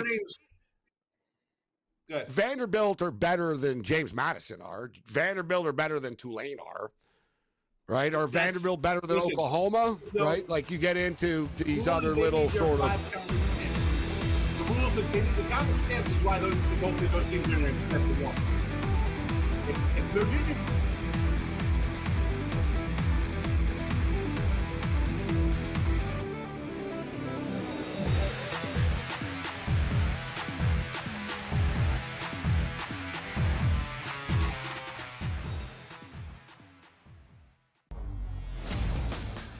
Take a look at it, you say, all right, well, can they do this? But the one thing I know, every year I love the SEC championship game. Like this year, we're going to get a pretty good treat in the Big Ten because you have Indiana and Ohio State. But every single year, it's never like I don't have to watch that. Because the reason I bring that up is there's a game that's going to be on 8 o'clock that probably should just be played at midnight or 1 a.m. The ACC championship game. Like, things are not the same. The Early Line, only on SportsGrid. Splash Brothers? How about the Curry Brothers? Curry Brothers have been reunited, folks, as Seth Curry has signed for the rest of the year, according to Shams Charania. This is a good sign for a Warriors team for what they need off the bench. Coming off a career year where he shot 45.6% from 3. He is a career 43.3% shooter from 3-point range. Pro basketball today, only on SportsGrid. You've got an 18-1-6 hockey team. You've got a 10-2 football team. So the best record in hockey, the best record in football, and top 5 in the NBA with Jokic and the gang, and the Nuggets at 14-6. And I'm saying to myself, what other town comes close to that? The Craig Carton Show, only on SportsGrid. Chris Beard said, I can just play different players.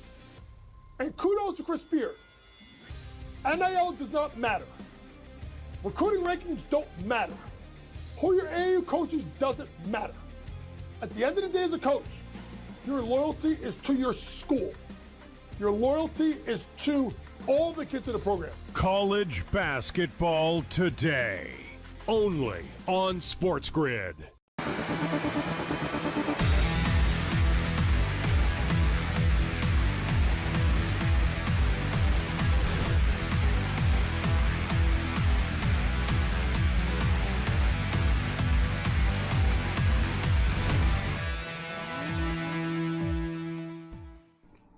In-game live continues. So we got a 10-3 football game, 4.5 minutes left, and dear God, we've got another turnover.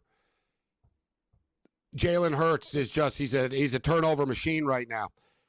And they continuously keep throwing the football for whatever reason. And I actually said, check the tape off the top of the show. They don't trust Jalen Hurts to throw the football, right? This is one of these things that, like, they want to be able to run the ball. If he has to throw the football, this is what happens.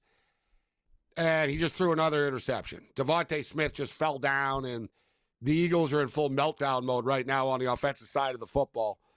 It's not hard, guys. Just give the ball to Saquon Barkley, and none of this would be happening. You're bringing it upon yourself. But point spread just jumped to 8.5 right now, and the total sits at 41.5. Chargers were just held to a field goal. We'll see if they're able to take advantage of the good field position that they have. And Herbert gets murdered on the first play and turns it over. Wow. There you go. What a game. The game, I got to tell you, it's like the Chiefs. It's the strangest game ever. Like the Chiefs game last night, too. It's a fumble, too. He fumbled it. He's not down. He fumbled it. Wow. The Eagles' defense is doing everything that they can to save the offense right now. Just like Kansas City last night. They played their asses off. Chris Jones and those guys were amazing, and I've never seen a team like with Andy Reid, how smart usually he is, like panic, and you should have punted the damn ball. Instead, you go for it and you give the game away when your defense is playing your ass off. You know what? Kudos to Philadelphia's D, Gabe. I agree. This could get way out of control with that Chargers offense, but their defense is saving them right now. Great play. Man, what a weird sequence. We've had literally turnover, fumble, interception. There's been 4 turnovers in like the last couple of plays of this game. Look at the swing, too, Gabe, from 8.5 to 3.5 in one play. It's like, whoa, man. The live betting market's like, wow, crazy. I was gonna say, like, it's all in scoring position too. Like you're all in, like you're gonna get at least, you should be getting at least 3 out of this situation, maybe more. Yeah. Right now, somewhere there's an over-better that just broke his hand, just like getting upset. I can't ever believe this. Like, one after another. You gotta be kidding me. Another turn, like, son of a, like, yeah. Someone just got mad. Someone has the over somewhere and not happy about this right now. Because I'm on the under and I'm like, damn, we keep getting lucky here with these, like, you know, field goal turnovers, like. All right, they finally learned their lesson. They gave the ball to Barkley on first down. Like they should give it to him like literally 10 times in a row here, and they'll score a touchdown. It's not rocket science. I mean, he hasn't touched the ball this quarter. He got up all fired up, like give me the damn ball. Like he doesn't usually do that. He's all like yelling right now at the sideline type thing. Let's go. He's running great tonight too. Like you saw, 9 carries for 48 yards. Just give him the ball. Exactly. Yes, what's the problem here, guys? He's averaging look at the freaking average of his running game. It's absolutely amazing. The guy's 5.3 a carry, and you're not giving him the rock? More Barkley, please. Don't throw. Man. He just popped off another like 8 yards. So now they've learned their lesson. Let's see. Saquon Barkley, I'm going to jump in. He's 87.5 now. I'm going to jump in on his prop here. I like that. He's already up to 53. Mm-hmm. And they have him at 87? Yeah. That's nuts. That's a light eggs. Like, that's pretty good. Very light. Very light. I mean, it's but they don't think he's going to get the ball. It's not like they're down. And it's only the first half they're down, and it looks like they learned their lesson, and they're giving him the ball now finally because they've turned it over enough. Right? They're like, all right, we're going to Saquon now. It's a great bet because this is what they're doing. Now they know it's efficient to do this. Barkley's telling the team, I got you. You know what? And the run can set up the pass. And then this is what they have to do. Finally show some balance instead of throwing all the time. I think that's a great bet because they're seeing the effectiveness of this run. I think Barkley goes over 100 tonight. Now James just got hurt on the Chargers. Rush or whatever. He just got hit in the head. Like, man, the Chargers' bodies are going down here. Like they've had a couple of injuries over the last couple of minutes. The Chargers always get hurt.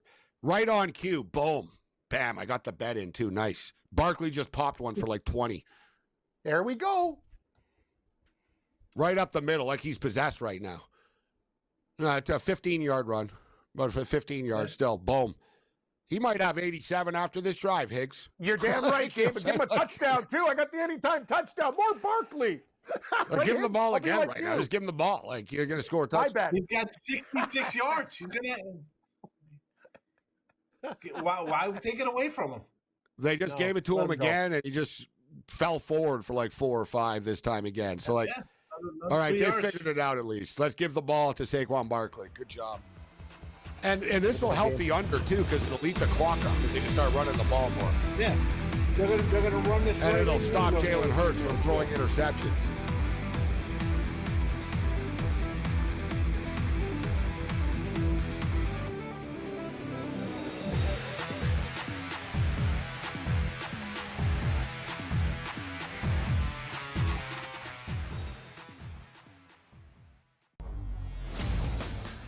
take a look at it, you say, all right, well, can they do this? But the one thing I know, every year I love the SEC championship game. Like this year, we're going to get a pretty good treat in the Big Ten because you have Indiana and Ohio State. But every single year, it's never like I don't have to watch that. Because the reason I bring that up is there's a game that's going to be on 8 o'clock that probably should just be played at midnight or 1 a.m.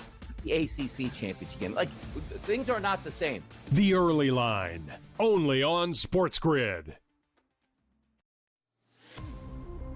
Splash Brothers? How about the Curry Brothers? Curry Brothers have been reunited, folks, as Seth Curry has signed for the rest of the year, according to Shams Charania. This is a good sign for a Warriors team for what they need off the bench. Coming off a career year where he shot 45.6% from three.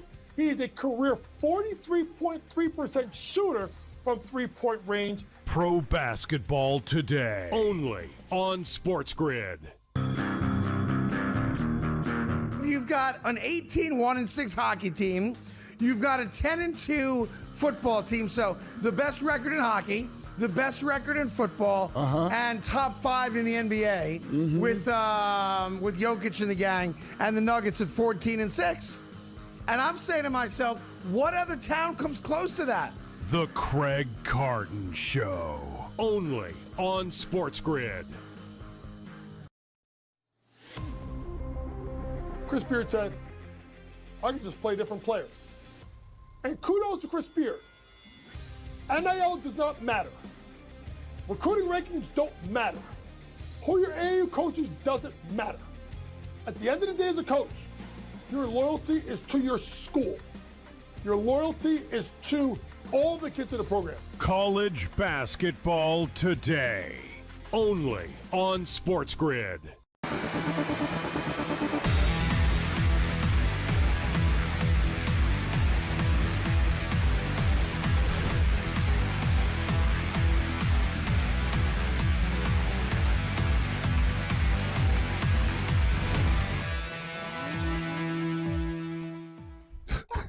In-game live. In-game live continues. I am Gabriel Morency, kicking on the SportsGrid Radio and Television Network. George Kurt steps up and joins us in a 10-3 football game, although the Eagles are moving the rock right now. We're at the 2-minute warning, commercial break. Hey, you know what? There hasn't been any touchdowns during a commercial break tonight, though. That's somewhat of a surprise. They're 2nd and 10 right now at the 29-yard line. The point spread is 2.5. The Eagles are getting 2.5. The total is 40.5 right now. Let's bring George Kurtz in right now. George, good to see you. What do you think about tonight's football game? Who are you on, the Eagles or the Chargers? I'm on the Eagles, man. A lot of credit to Justin Herbert for playing through the fractured hand there. But I had a hard time believing that he'd be successful, be as good as he is here, that he would finish the game. There might be a heavy run game here for the Chargers here. So I was on the Eagles. I expected a better performance, but Jalen Hurts hasn't met a Chargers defender he doesn't want to throw the ball to so far. So Eagles on the under for me with my pregame plays. And now we talked about the injuries. Now Dickerson gets hurt on the offensive line of the Eagles. And the Eagle offensive line is already kind of beat up and, far from 100%. Now, Dickerson going to the room right now as we speak, former Oklahoma Sooner. I interviewed him at the Super Bowl last year. Nice guy. So we wish him the best, but he's had injury problems all year right now. So, yeah, bodies are going down, both these teams, right? It seems like every play somebody's getting lit up. It's a very physical game, too, guys, if you'll notice in the trenches. They're really, smoking each other in there. Close to a touchdown right now, so, all right. We're going to have, basically first and goal from the 2-yard line here. The question is it going to be a Hurts or is it going to be Barkley? Barkley. You know what? He worked his ass off this drive. Enough of the tush push. Just give it to Barkley, Gabe. I'm like Higgs. They don't even have Barkley on the field. They got Gainwell on the field. Yeah, of course. Yeah, great. Well, it's not Gainwell. He's not on the team. So it'll be somebody else. Sorry. Bigsby. Is it Bigsby? Guy? Sorry. Gainwell, Bigsby. Bigsby. They always take him out in a 3rd down for whatever reason. Let's see if they put him back in here. They do put him back in on 1st and goal here. It's not really close enough for a tush push here. Though they're going to hand it off. Please give it. No, we got a timeout. I got a Barkley touchdown prop too. I ended up putting it in. I said, you know what? I'll I'll put him in. He's due to score a touchdown here. You know what it is too, Gabe? They're not running that push thing anymore either as much. No. It doesn't work as much for them. as much anymore. I don't think Hurts likes it. No, he gets hurt. Their offensive line doesn't do it as well. And if you'll notice, they're offside all the time, or they false start in it. Like, they're not doing it as well. I saw a percentage clip of, like, the first year they did it. It was like 98%, 94%, 94, like whatever. It was always in like the 90% like conversion range. Last year it got into the mid 80s, and this year it's literally like below 70% now. So it seems like they've sort of like said, all right, we're going to move away from that play. I think they'll give it to Barkley here. So they're coming out of the timeout here. Here it is to Barkley. He gets stuffed. Oh, jeez. He fumbles, but it was after the play. You got to be honest. I'm losing my mind. The ball sort of popped out there at the end. But wow. Buddy on the Chargers ripped it loose a little late here. Total is it keeps hovering around the same numbers, guys. 41.5 right now. The Eagles are getting 1.5. I personally think as the game goes on, the Eagles will win, Cam. Yeah, I agree with you. We're all on the same side. I'm on the Eagles. I look for dogs, but I just think this was a spot for them. I actually like the fact, as I said before, the Eagles on carpet. You know what I mean? They had a nice comeback, a good win. One of their better games was against Minnesota on carpet. Like, they seem to be like they're a very, very fast team. And I like what Barkley's doing right now. This coordinator has to stick with it. You have one of the best running backs in the game. Use him. He's thrown like a couple bad calls, and don't let Hurts just put up balls. Let the running game set up the pass. That's the whole key. We got to get a touchdown here. Oh, God, I don't like this play call at all. All right, girl, good news, bad news. I get my A.J. Brown touchdown, but there's no way this isn't coming back. This is what I'm saying. Like, why throw the football, man? Yeah, you threw a touchdown pass, but you got a holding penalty. See, and you're not on the 1-2 yard line anymore. These guys are unreal. Like, you figure after just throwing the ball and like throwing 2 interceptions in a row, they would say, all right, you know what? Just run the damn ball.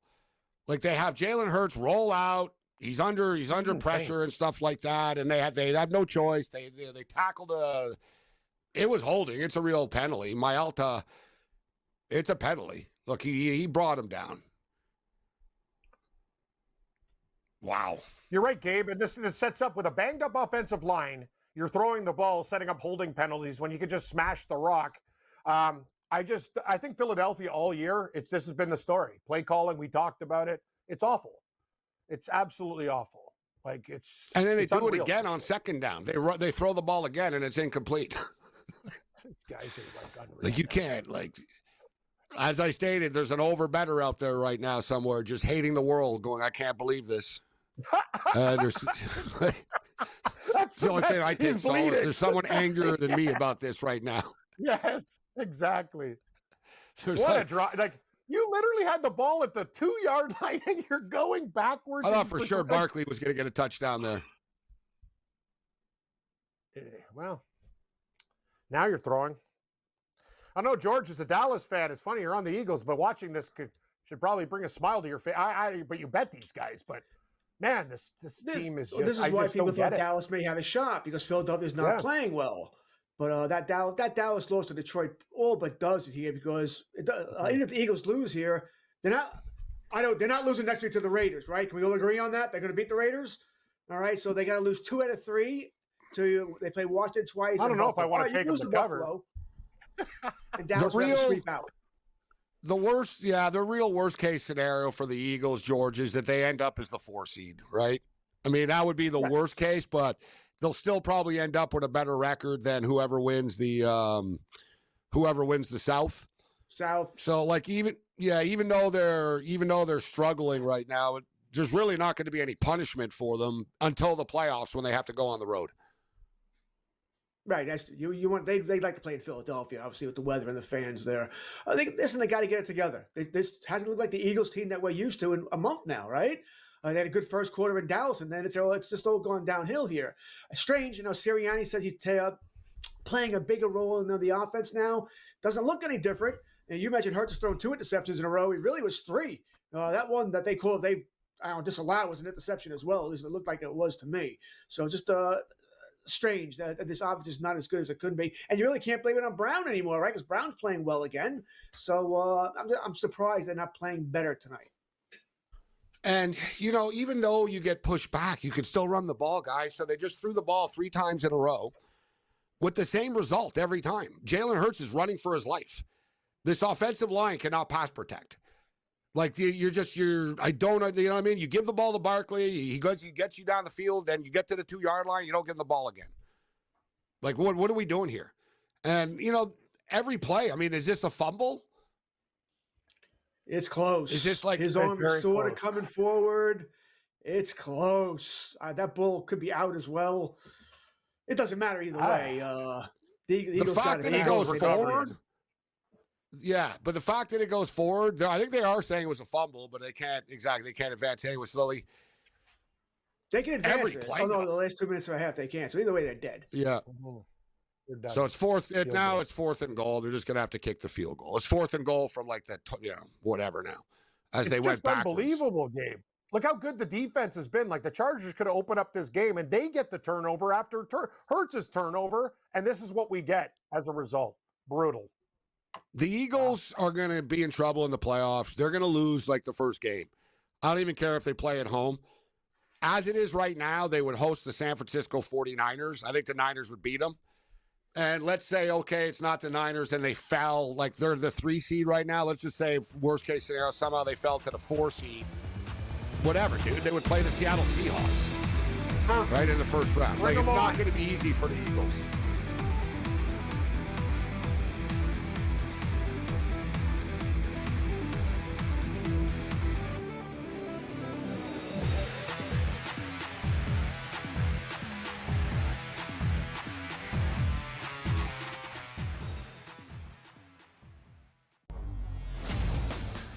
Take a look at it, you say, all right, well, can they do this? But the one thing I know, every year I love the SEC championship game. Like this year we're going to get a pretty good treat in the Big Ten because you have Indiana and Ohio State. But every single year, it's never like I don't have to watch that. Because the reason I bring that up is there's a game that's going to be on 8 o'clock that probably should just be played at midnight or 1 a.m. The ACC championship game. Like, things are not the same. The Early Line, only on SportsGrid. Splash Brothers? How about the Curry Brothers? Curry Brothers have been reunited, folks, as Seth Curry has signed for the rest of the year, according to Shams Charania. This is a good sign for a Warriors team for what they need off the bench. Coming off a career year where he shot 45.6% from 3. He is a career 43.3% shooter from 3-point range. Pro basketball today, only on SportsGrid. You've got an 18-1-6 hockey team. You've got a 10-2 football team. So the best record in hockey, the best record in football, and top 5 in the NBA with Jokic and the gang, and the Nuggets at 14-6. And I'm saying to myself, what other town comes close to that? The Craig Carton Show, only on SportsGrid. Chris Beard said, I can just play different players. And kudos to Chris Beard. NIL does not matter. Recruiting rankings don't matter. Who your AAU coaches doesn't matter. At the end of the day as a coach, your loyalty is to your school. Your loyalty is to all the kids in the program. College basketball today, only on SportsGrid.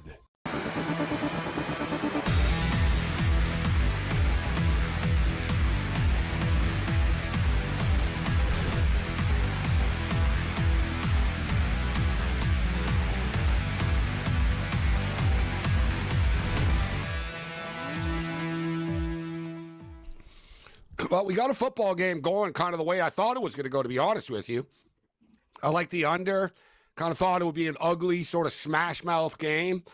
There's been a bunch of turnovers and weird plays in this game and stuff. We'll see if the Chargers are able to do something with the limited time that they have. They get the ball with 36 seconds left to start to start this drive. They do have a timeout to work with as well. This would be a good spot for a long field goal prop to come and play, but no. Instead, Justin Herbert throws an interception. How many turnovers are there going to be in this game? Seriously? Oh, seriously, Cam. Justin Herbert just threw a pick. Yeah, the long field goal problem comes into play now. Except there's a flag on the play. Yeah, but I don't think it's coming back. Like maybe like it was a late flag. Yeah, it's a personal foul on the Chargers to screw me. Like now it's going to be Vidal hit someone after the play or something. Oh, Devonta Smith got like, or no, sorry, not what am I talking? That's their defense there. Who back there got like absolutely like he got ragdolled. He's in big trouble. Like he got murdered. The DB after the interception. Yeah, like, Buddy that caught the ball got smoked at the end of it. Yeah. Let's see. Vidal came in. Cost his team 3 points. And he's going to cost me the nice play by Phillips, actually, hitting Herbert's arm as he threw it. But everyone rips Jalen Hurts all the time. I brought it up for the show, Kurtz. Justin Herbert, 1-9 the last 10 games as a home underdog. Justin Herbert's like 14-23 against teams with a winning record. And like, no one ever calls him out, though, right? Like, you know what I mean? But look, he's a turnover machine, too. I know he's got the hand issue, but there's always an excuse for him. It hasn't been the best. Dude, they get the ball after a turnover. First play, he gives it up on the sack, right? Like, it was an interception, but he got it knocked out of his hand type of deal. Like, I'm not blaming him. He's got a broken hand, blah, blah. Both defenses are terrorizing both quarterbacks in this game. But Hurts does he's turned the ball over a lot here. Let's be real. Wow, this is the first game. They just put it up on the screen. 6 turnovers. In the first half. 6 turnovers in the first half. And we even people be like, no, it hasn't been 6. It's like, yeah, there's been multiple fumbles on the same play. Like we had, like, you know what I mean? We've had multiple. It's just they're racking up these turnovers. It's hard to keep up with them all. Herbert fumbled getting sacked. Herbert threw a pick. Hurts has thrown 2 picks. Hurts fumbled the ball after the interception. And what's the other one I'm forgetting? There's another one in here for the 6th one. Somebody fumbled somewhere. Yeah, it should be 7. Hurts threw that other interception too. It should have been 7. Yeah, it should have been 7. Well, we're already at 6. Chargers are going to be who in would have trouble, by thought? the way. It's only 16 points. It was 6 turnovers. Yeah, take a shot here. You got 10 seconds left, and then bring in Elliott. Like, what are we doing here? Yeah, you want to get a little closer. I don't know. It was just going to get a little intercepted. closer. Like, I'd be very I'm not throwing the concerned. ball to the end zone here, but throw a little 5-yard out, a little 8-yard out here. Safe play. I would run the ball. I'm dead serious. Do they have a timeout? Just give it to Barkley and make it an easier You field could goal. run the ball. They got 2 timeouts. I'd run over like a little 8-yard out here. That was a little waste of time. They tried to do a little out and stuff. Thing is, only a 47-yarder, so if anything, they could have went for the end zone. But if if he didn't throw an interception every time he draws back the pass, they would probably take a shot and say, let's take a shot at the end zone. But you want to know why the Chiefs aren't dead, by the way? The Chargers lose this game. They're going to have to lose. They'll be 8-5. Chiefs will be 2 games behind them. Chiefs play with Chargers next week. And then the Chargers play in Dallas. I mean, that game could mean something to the Cowboys. It wouldn't be easy for the Chargers. And then they finish up against Houston and Denver. Chargers are in a lot of trouble here. Indianapolis is falling out too. Ooh, he yanked it. He misses the kick. He yanked it. 48-yarder. Maybe they should have picked up another couple of yards and just ran the ball. Maybe should have run the ball, Barkley. Yeah, that's what I said. What is going on here? It's like the KC game. Butker hits the bar. Yeah. Elliott's once missing. again. Overbetters right now. If you're an overbetter, you're like raging. You can't make this up. Like everything that has happened here. Like after all that, it was almost fitting. Like that they didn't score on it. Like, yeah, good job, Elliott. If you're an overbetter, you should just turn off the TV and go for a walk and check this final score. At the Total's down to 35.5 now. Not going for a walk here. Too damn cold. All right, so we'll look at the props here. Halftime props. All right, so we jumped in on Barkley over 87.5. About 20 minutes ago, and he was at 53 at the time when I placed the bet. He's at 69 now. His new prop is 99.5. Jalen Hurts closed at 33.5. He's now at 20. It's 24.5. His prop. He only has 9 yards rushing in the first half. And Tank Bigsby, 4. He's got 4 yards. His prop is 8.5. Barkley just actually moved up to 100.5. Actually, Kurtz, any opinion on the Philadelphia rush props?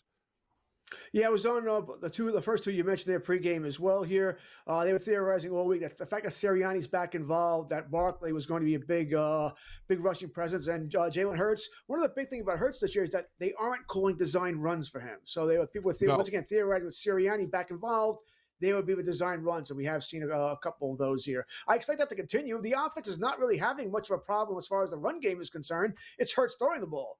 All right, that's been the biggest issue here. So I think they're going to continue to run the ball. I think you'll get your numbers easily from what you bet in game. What's the total now for 100.5 for Barkley? 100.5. So he's at what, 6? I would still take that. I think he gets that. I think he gets 32 yards. Come on, he's got to get that. I got to tell you guys. So Dallas Goedert has 49 yards, and his live line is 66.5. That's 17 yards. He had 49 in the first half. I'm going to take a shot. I'm going to take a shot with Goddard. He's been open, and he's got to find the tight end instead of just trying to. He's been shots wide that open. Just are going nowhere. I know, it's ridiculous. And like Gabe said, they're putting so much pressure on Goddard. That's who he's looking for over the middle. He's looking for those quick hits to Goddard, and they're not covering him on the slants. Right. Justin Herbert has 5 rushing yards. His prop is 12.5 right now. Vital's got 31.5. His prop is 31.5. He's got 17. Hampton's got 24. His prop is 49.5. As far as the quarterbacks are concerned, Jalen Hurts passing is 198.5. And he's got, 95? 95 yards in the first half. So you need 104 yards in the second to win that bet. Ironically enough, they both have identical numbers. Justin Herbert's thrown for 96 yards. His prop is 192.5 right now. I think the Chargers are more prone to throw in the second half than the Eagles are. I think that's a little light for Herbert. 192.5. More.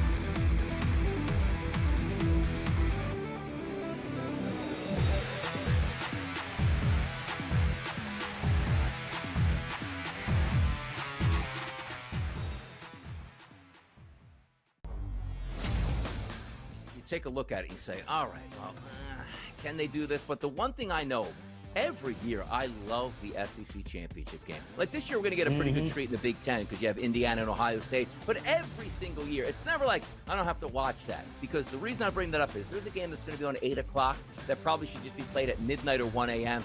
The ACC championship game. Like, things are not the same. The Early Line, only on SportsGrid. Splash Brothers? How about the Curry Brothers? Curry Brothers have been reunited, folks, as Seth Curry has signed for the rest of the year, according to Shams Charania. This is a good sign for a Warriors team for what they need off the bench. Coming off a career year where he shot 45.6% from 3. He is a career 43.3% shooter from 3-point range. Pro basketball today, only on SportsGrid. You've got an 18-1-6 hockey team. You've got a 10-2 football team. So the best record in hockey, the best record in football, and top 5 in the NBA with Jokic and the gang, and the Nuggets at 14-6. And I'm saying to myself, what other town comes close to that? The Craig Carton Show, only on SportsGrid. Chris Beard said, I can just play different players. And kudos to Chris Beard. NIL does not matter. Recruiting rankings don't matter. Who your AAU coaches doesn't matter. At the end of the day as a coach, your loyalty is to your school. Your loyalty is to all the kids in the program. College basketball today, only on SportsGrid.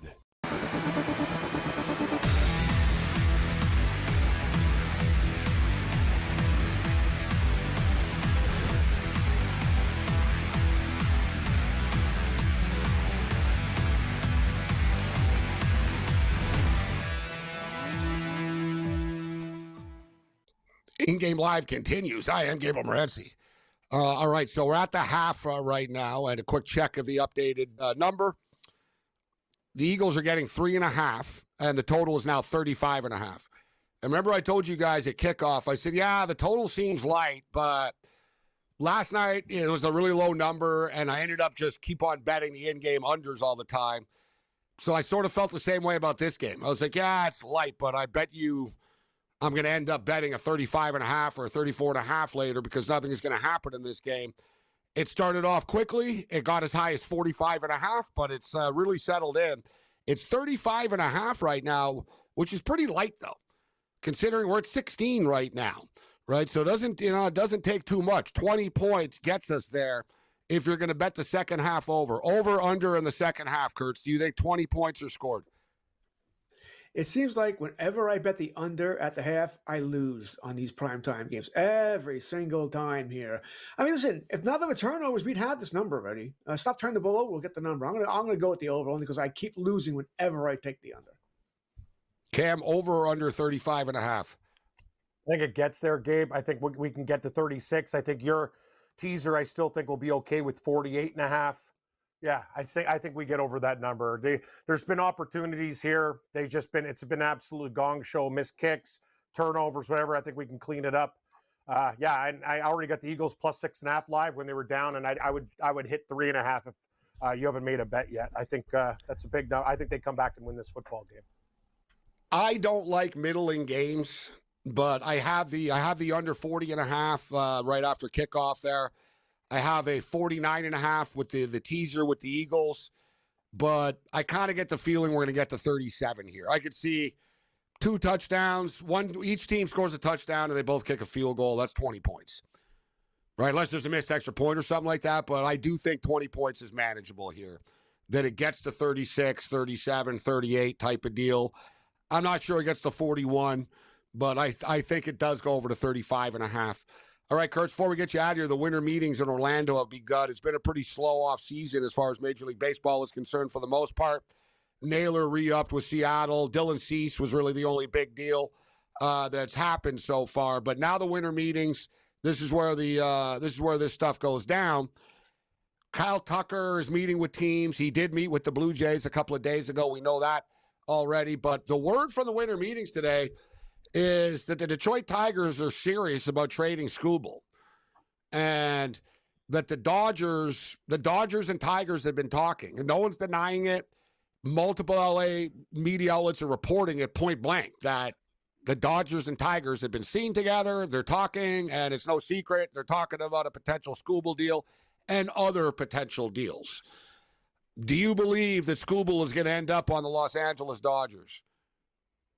I believe Skubal is going to get traded because if you're not going to sign him, and I don't understand why Detroit's not going to sign him. They have money, they can do it. I would sign him, but whatever. If they're going to deal him, now is the time. You'll get more from him now than you will at the deadline, right? When not as many teams are involved. The Dodgers are certainly one of the top 3 teams that could have the prospects to get him, right? I think the Mets would be right there if they want them. I think the Red Sox would be right there if they wanted them. I don't know if the Tigers are willing to trade Skubal within the league. Maybe they want all things being equal. Get him in the National League. All right, go. So we'll send him to the Dodgers or the Mets here. In my mind, if I'm the Mets, you got to go out and get this guy. You need an ace. It's what you're missing. You have the money. That's not a problem here. And you have the talent in the minor league system to get him. You have to be at the top of this. Go get him. It doesn't, go get him. It just boggles my mind that they may not. That Stearns is still playing this. I'm a small market GM.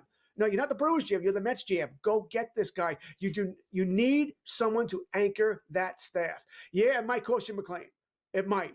I don't know if they're going to want Sprout and Tong and a bunch of other guys. So it might cost you McLean, but it doesn't matter. Skubal's the proven winner here. You have to go out and get him. But the Dodgers, I said that wouldn't shock me either. And I wouldn't be mad about it. Dodgers. Listen, the Dodgers offer the most talent over anybody else. Then nobody in baseball has anything to blame because the Dodgers offered more than anyone. All right, they offered more than the Mets. They offered more than the Yankees don't have the prospects to do it, so that's not happening. They offered more than the Mets. But other teams more than the Mets. Yeah, the Dodgers though use their farm system for these deals, right? Yes. Very few of the Dodger prospects actually play for the team, right? Like they'll have the Dodgers had 7 of the top 50 prospects or whatnot. Maybe 2 of them will play for the team, and they'll end up trading them to other teams. Right, they have the capital. It's not just money, like you said, Kurtz. They have that capital of good players. Supposedly, Detroit won a couple of instant starters type deal, like major leaguers and a bunch of prospects. Right, they're going to look to fleece somebody on this. Thanks, George. Anytime.